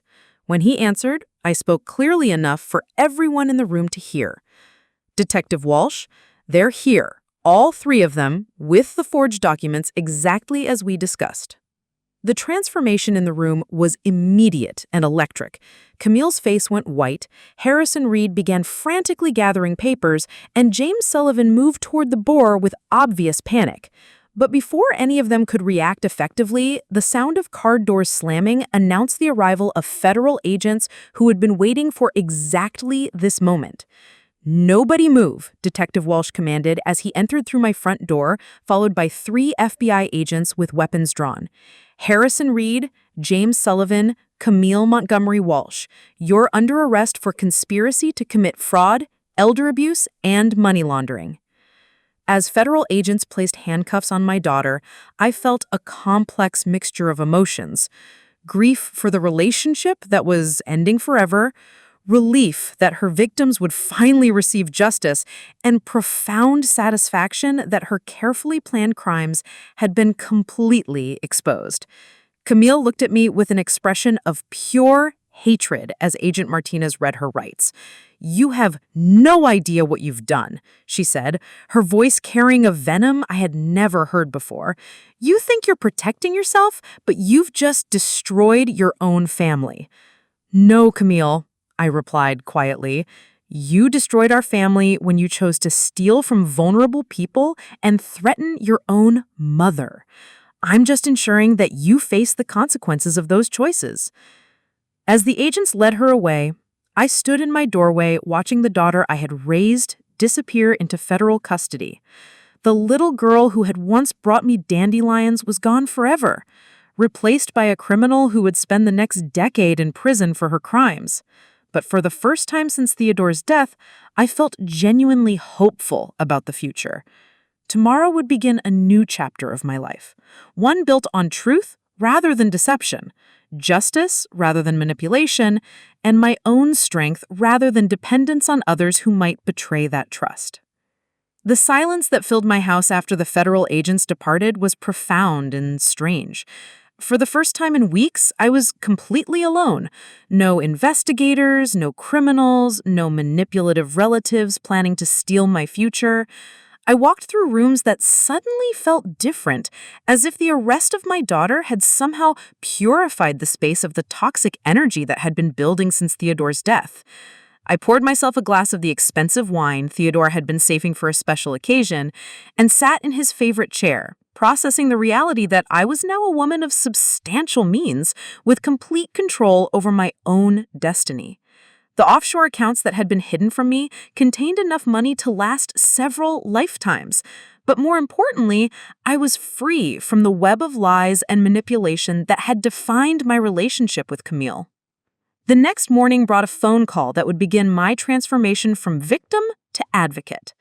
Detective Walsh contacted me early to discuss the aftermath of the arrests and to provide updates on the investigation's expanding scope. "Mrs. Montgomery," he began, "the arrests last night have created a domino effect. Harrison Reed and James Sullivan are cooperating fully, providing information about other elderly targets they were planning to victimize. Your daughter, however, has retained a high-powered criminal defense attorney and is maintaining her innocence." I wasn't surprised by Camille's refusal to accept responsibility for her actions. Throughout her life, she had demonstrated a remarkable ability to rationalize her behavior and blame others for any negative consequences she faced. "What happens to the victims now?" I asked, focusing on what mattered most to me. "That's actually why I'm calling. The federal prosecutor's office is establishing a restitution fund using recovered assets from the criminal's accounts. However, the victims have suffered damages that exceed what we've been able to recover so far. Your cooperation has been invaluable, and the prosecutor wanted me to ask if you'd be willing to consider contributing to the restitution fund. The request was carefully phrased to avoid any suggestion of pressure, but the moral imperative was clear. I possessed resources that could meaningfully help people whose lives had been destroyed by my daughter's greed. Detective Walsh, I replied without hesitation, I want to contribute whatever amount is necessary to fully compensate every victim. These people trusted my daughter with their life savings, and while I can't undo the betrayal they experienced, I can ensure they're made whole financially. Mrs. Montgomery, that's an incredibly generous offer, but we're talking about over $3 million in combined losses. I understand the amount involved. Theodore left me with substantially more resources than that, and using them to repair the damage Camille caused feels like the most appropriate tribute to his memory. After ending the call with Detective Walsh, I contacted Marcus Blackstone to begin the complex process of restructuring my finances to support the restitution fund while ensuring my own long-term security. Marcus had been Theodore's attorney for decades, but our working relationship had evolved into something more collaborative as he witnessed my transformation from dependent widow to decisive strategist. "Delilah," he said when I outlined my plan, "your generosity is admirable, but I want to ensure you understand the long-term implications. Even with your substantial offshore assets, contributing $3 million will require careful planning to avoid tax complications and maintain your financial independence." Marcus, I'm 62 years old, with access to $12 million and no dependents who deserve my support. I can contribute to the restitution fund and still live comfortably for the rest of my life. More importantly, I can sleep peacefully knowing I've helped repair some of the damage my family caused.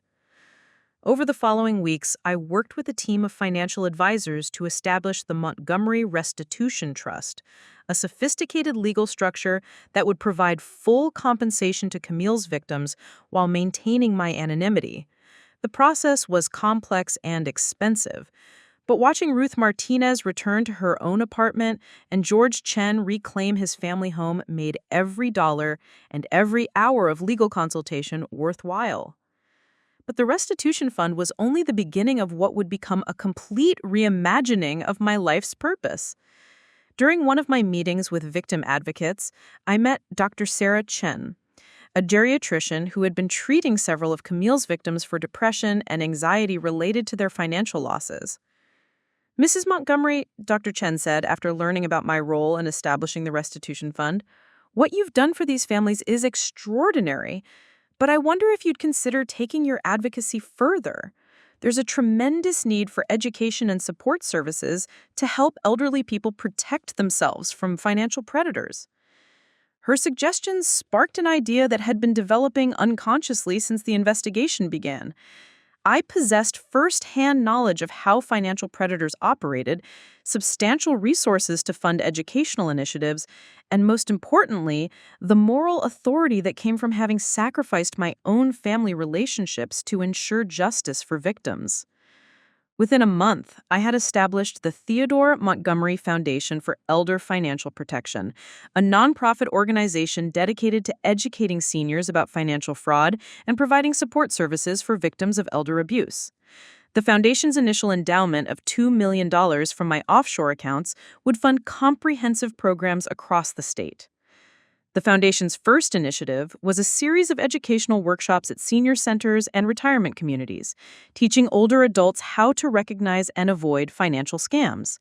I recruited experts in elder law, financial planning, and criminal investigation to develop curriculum that was both accessible and comprehensive.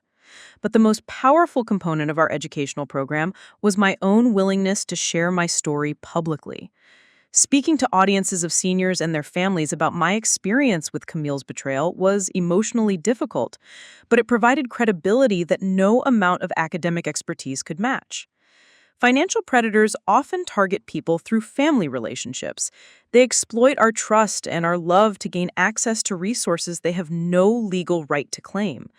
The person who betrayed me was my own daughter, but the warning signs were there if I had known what to look for. The response to these presentations was overwhelming. Elderly people who had been victimized by family members or caregivers began coming forward to share their experiences and seek help. Adult children, concerned about their aging parents' vulnerability, requested guidance on how to protect their families without compromising dignity and independence. Within 6 months, the Theodore Montgomery Foundation had expanded its services to include a confidential hotline for reporting suspected elder abuse, legal assistance for victims pursuing restitution, and support groups for families dealing with financial betrayal by relatives. The Foundation's most innovative program was a partnership with local law enforcement agencies to provide specialized training for investigators handling elder abuse cases. My experience working with Detective Walsh had revealed how complex these investigations could be, and how important it was for law enforcement to understand the psychological dynamics that made elderly victims reluctant to report crimes committed by family members.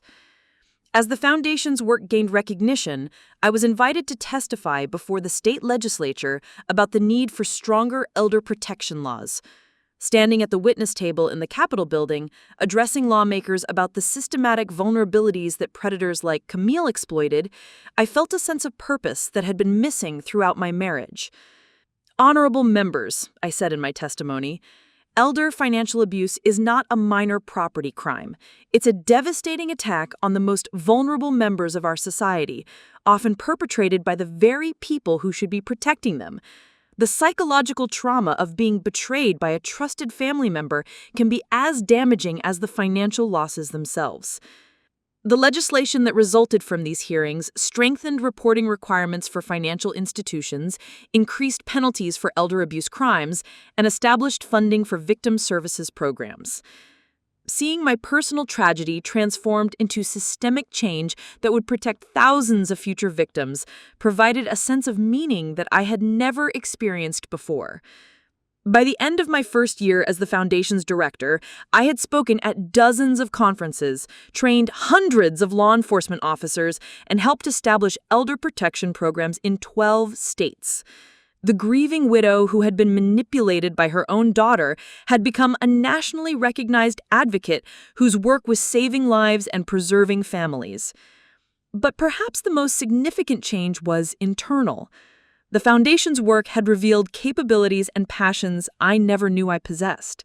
The strategic thinking, public speaking, and organizational leadership required to build an effective nonprofit had emerged naturally from my commitment to preventing other families from experiencing the betrayal I had endured. As I prepared for sleep each night in the house where Theodore and I had shared 40 years of marriage, I felt his presence in a way that transcended grief. The offshore accounts he had established to protect me had become resources for protecting countless others. The careful documentation he had compiled to expose Camille's crimes had become the foundation for educational programs that would prevent similar crimes in the future. Theodore's final gift hadn't been financial security, it had been the opportunity to discover my own strength and purpose in ways that comfort and routine had never allowed. The woman I had become through adversity was far more capable and confident than the woman I had been through decades of protected dependence. Tomorrow would bring new challenges and opportunities, but I would face them with resources and resolve that no one could ever take away from me again. 2 years had passed since Camille's arrest, and the transformation in my daily life was so complete that I sometimes felt like I was living someone else's existence. The Theodore Montgomery Foundation had grown from a personal mission into a nationally recognized organization with offices in 8 states and a staff of 32 dedicated professionals. What had begun as my attempt to make amends for my daughter's crimes had evolved into the most fulfilling work of my life.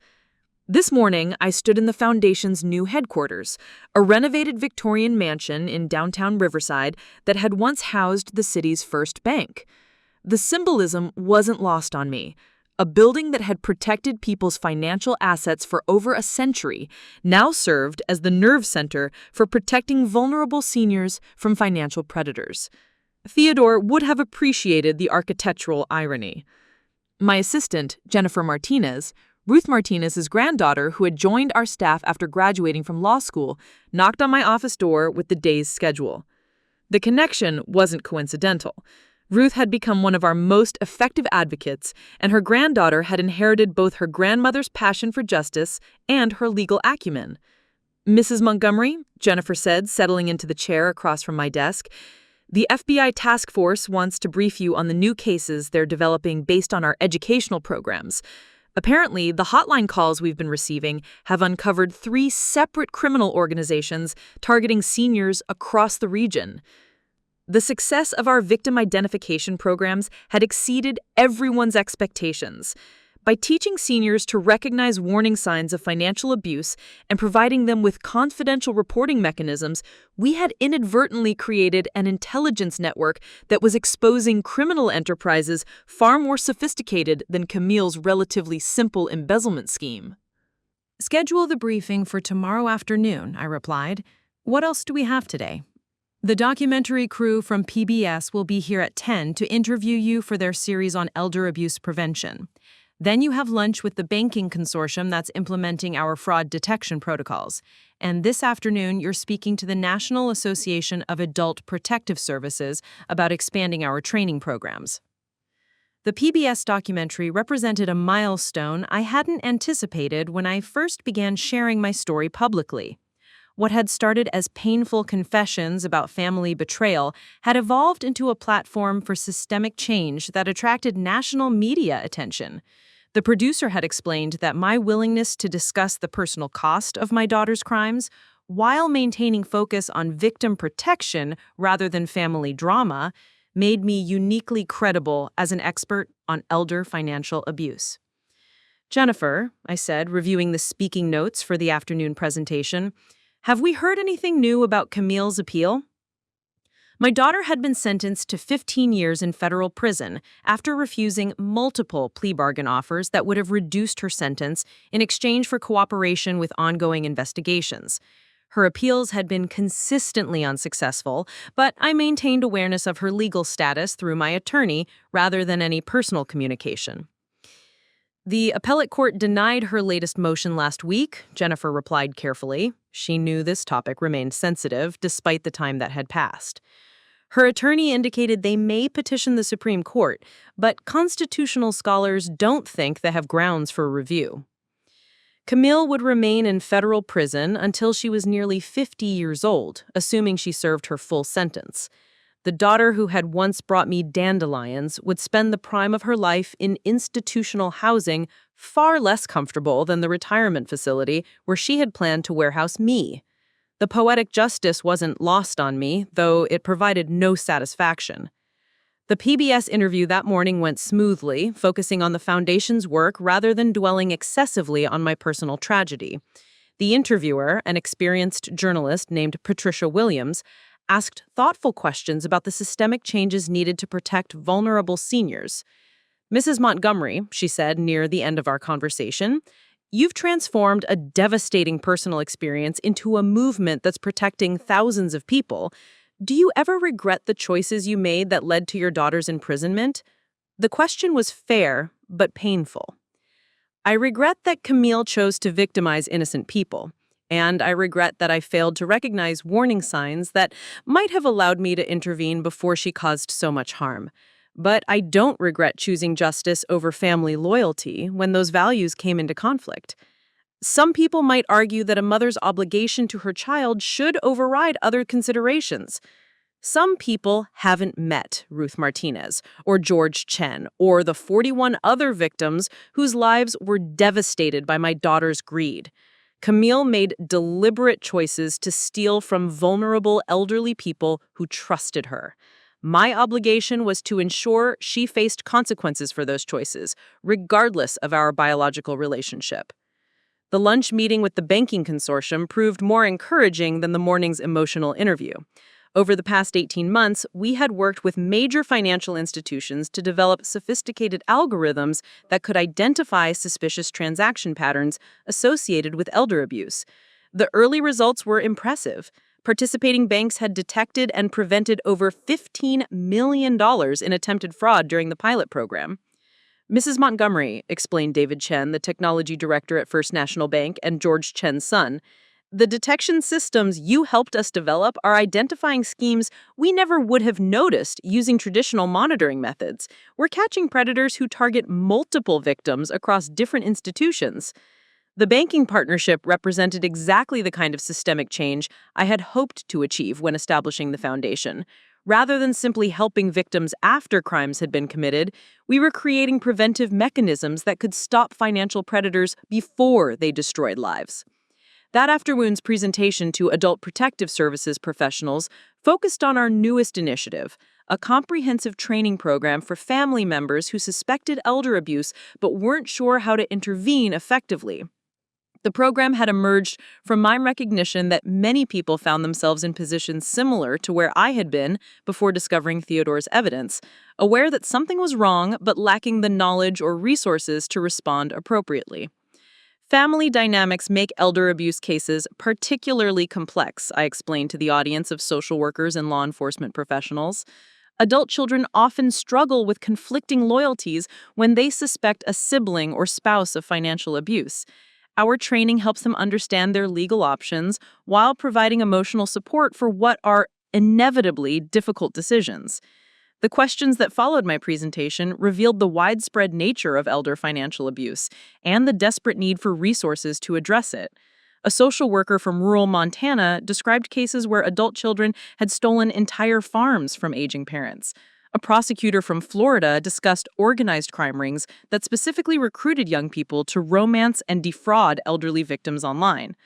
Each story reinforced my conviction that the Foundation's work was more necessary than I had initially realized. Camille's crimes hadn't been an isolated incident. They were part of a broader pattern of exploitation that targeted society's most vulnerable members. As I drove home that evening, I reflected on how completely my life's purpose had been redefined by circumstances I never could have anticipated. The comfortable routine of my marriage to Theodore, while pleasant, had never challenged me to develop the capabilities that now defined my professional identity. The strategic thinking required to build an effective nonprofit, the public speaking skills needed to advocate for policy changes, the emotional resilience necessary to support abuse victims. These strengths had emerged only when adversity forced them to develop. My phone rang just as I pulled into my driveway. Marcus Blackstone's voice carried excitement that was unusual for my typically reserved attorney. "Delilah," he said, "I just received a call from the Department of Justice in Washington. They want to discuss appointing you to chair a new federal task force on elder financial protection. This would be a presidential appointment with substantial authority to coordinate anti-fraud efforts across all federal agencies." The opportunity was both thrilling and overwhelming. A federal appointment would amplify the Foundation's impact exponentially, but it would also thrust me into a level of public scrutiny and political complexity I wasn't sure I was prepared to handle. "Marcus," I replied, "let me think about this overnight. It's a tremendous honor, but I want to ensure I can serve effectively if I accept." As I entered my house, the same rooms where Camille had attempted to manipulate me into signing fraudulent documents just 2 years earlier, I felt the weight of how far I had traveled from that vulnerable, grieving widow to this position of influence and responsibility. Tomorrow would bring new decisions about how to use the platform I had built from the wreckage of family betrayal. But tonight, I would sit in Theodore's chair, sip wine from the bottle we never opened together, and marvel at the unexpected ways that devastating loss had revealed possibilities I never knew existed.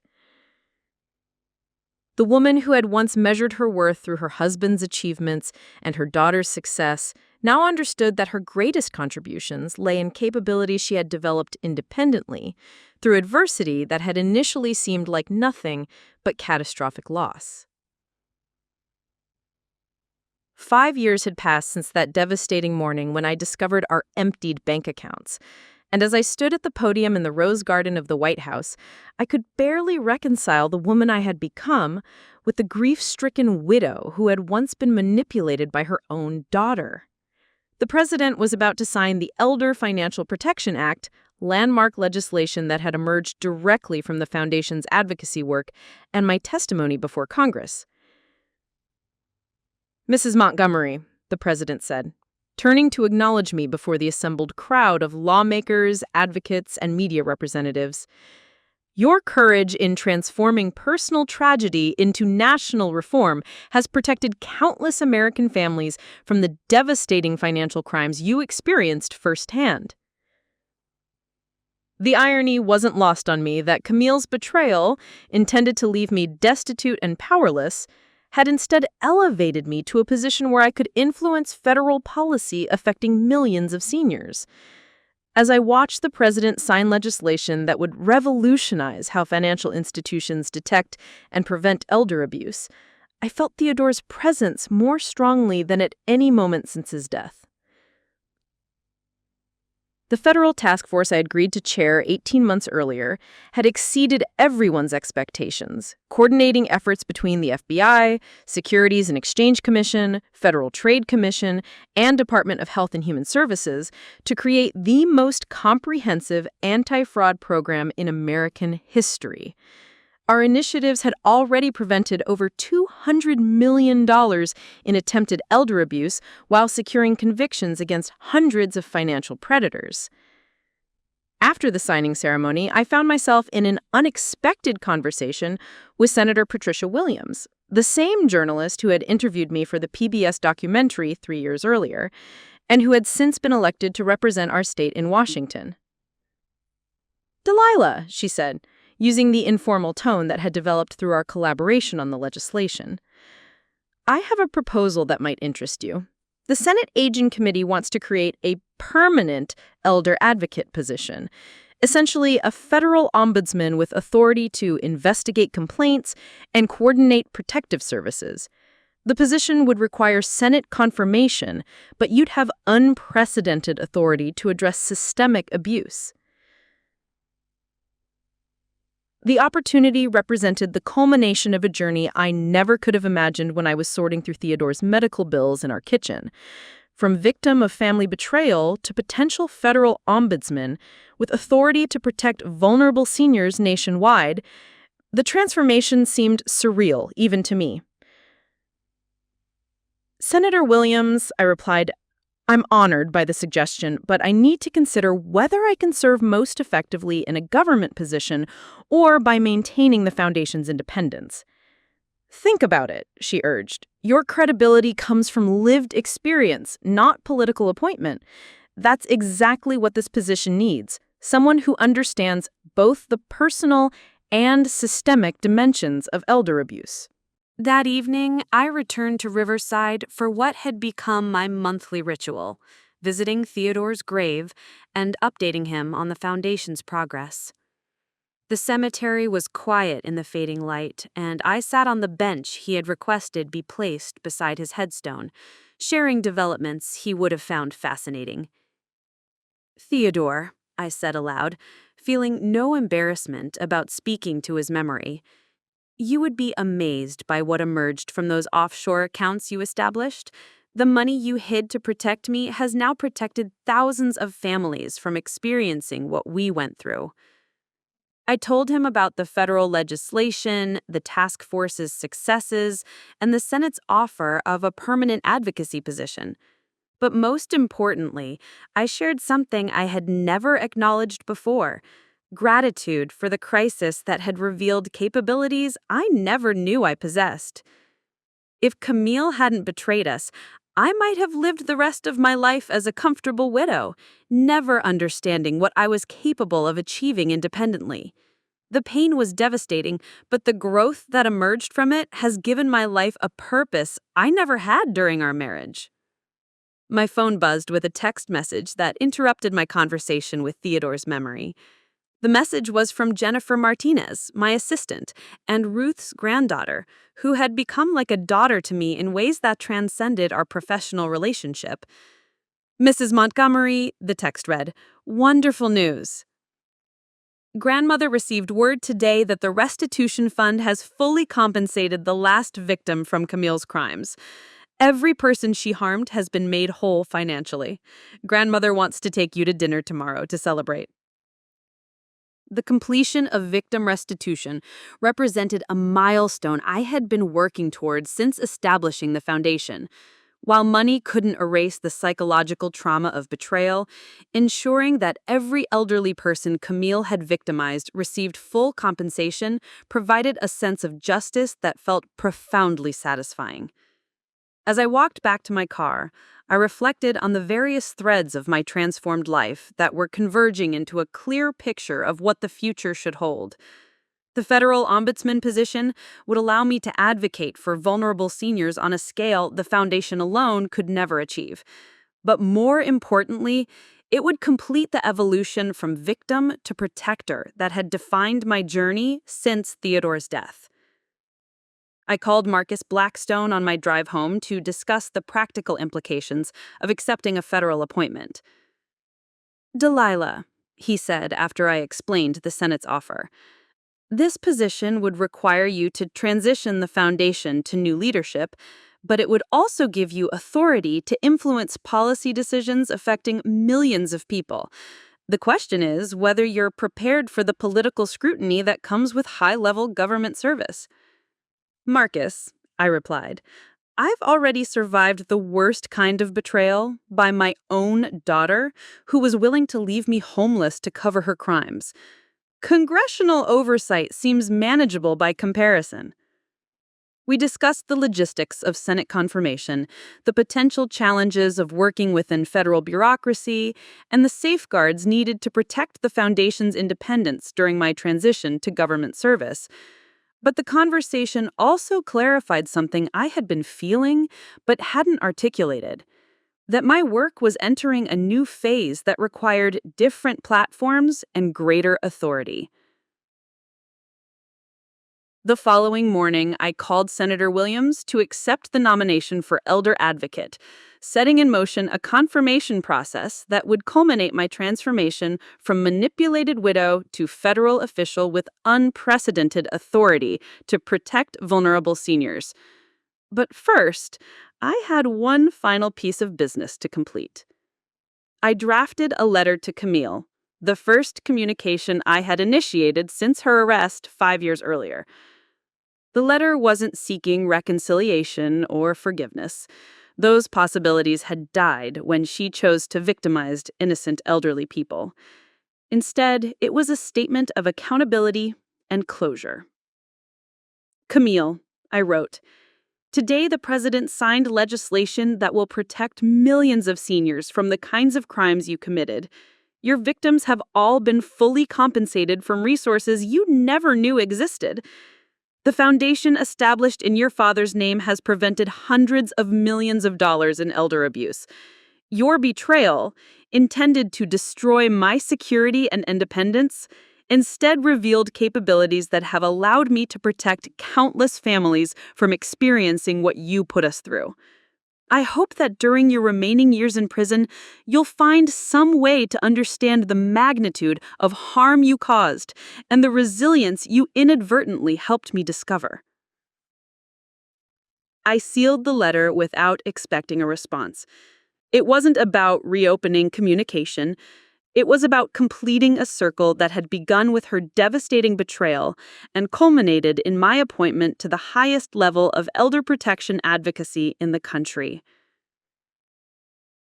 That evening, as I prepared for the Senate confirmation process that would transform me from private advocate to federal official with unprecedented authority to protect vulnerable seniors, I stood in Theodore's study.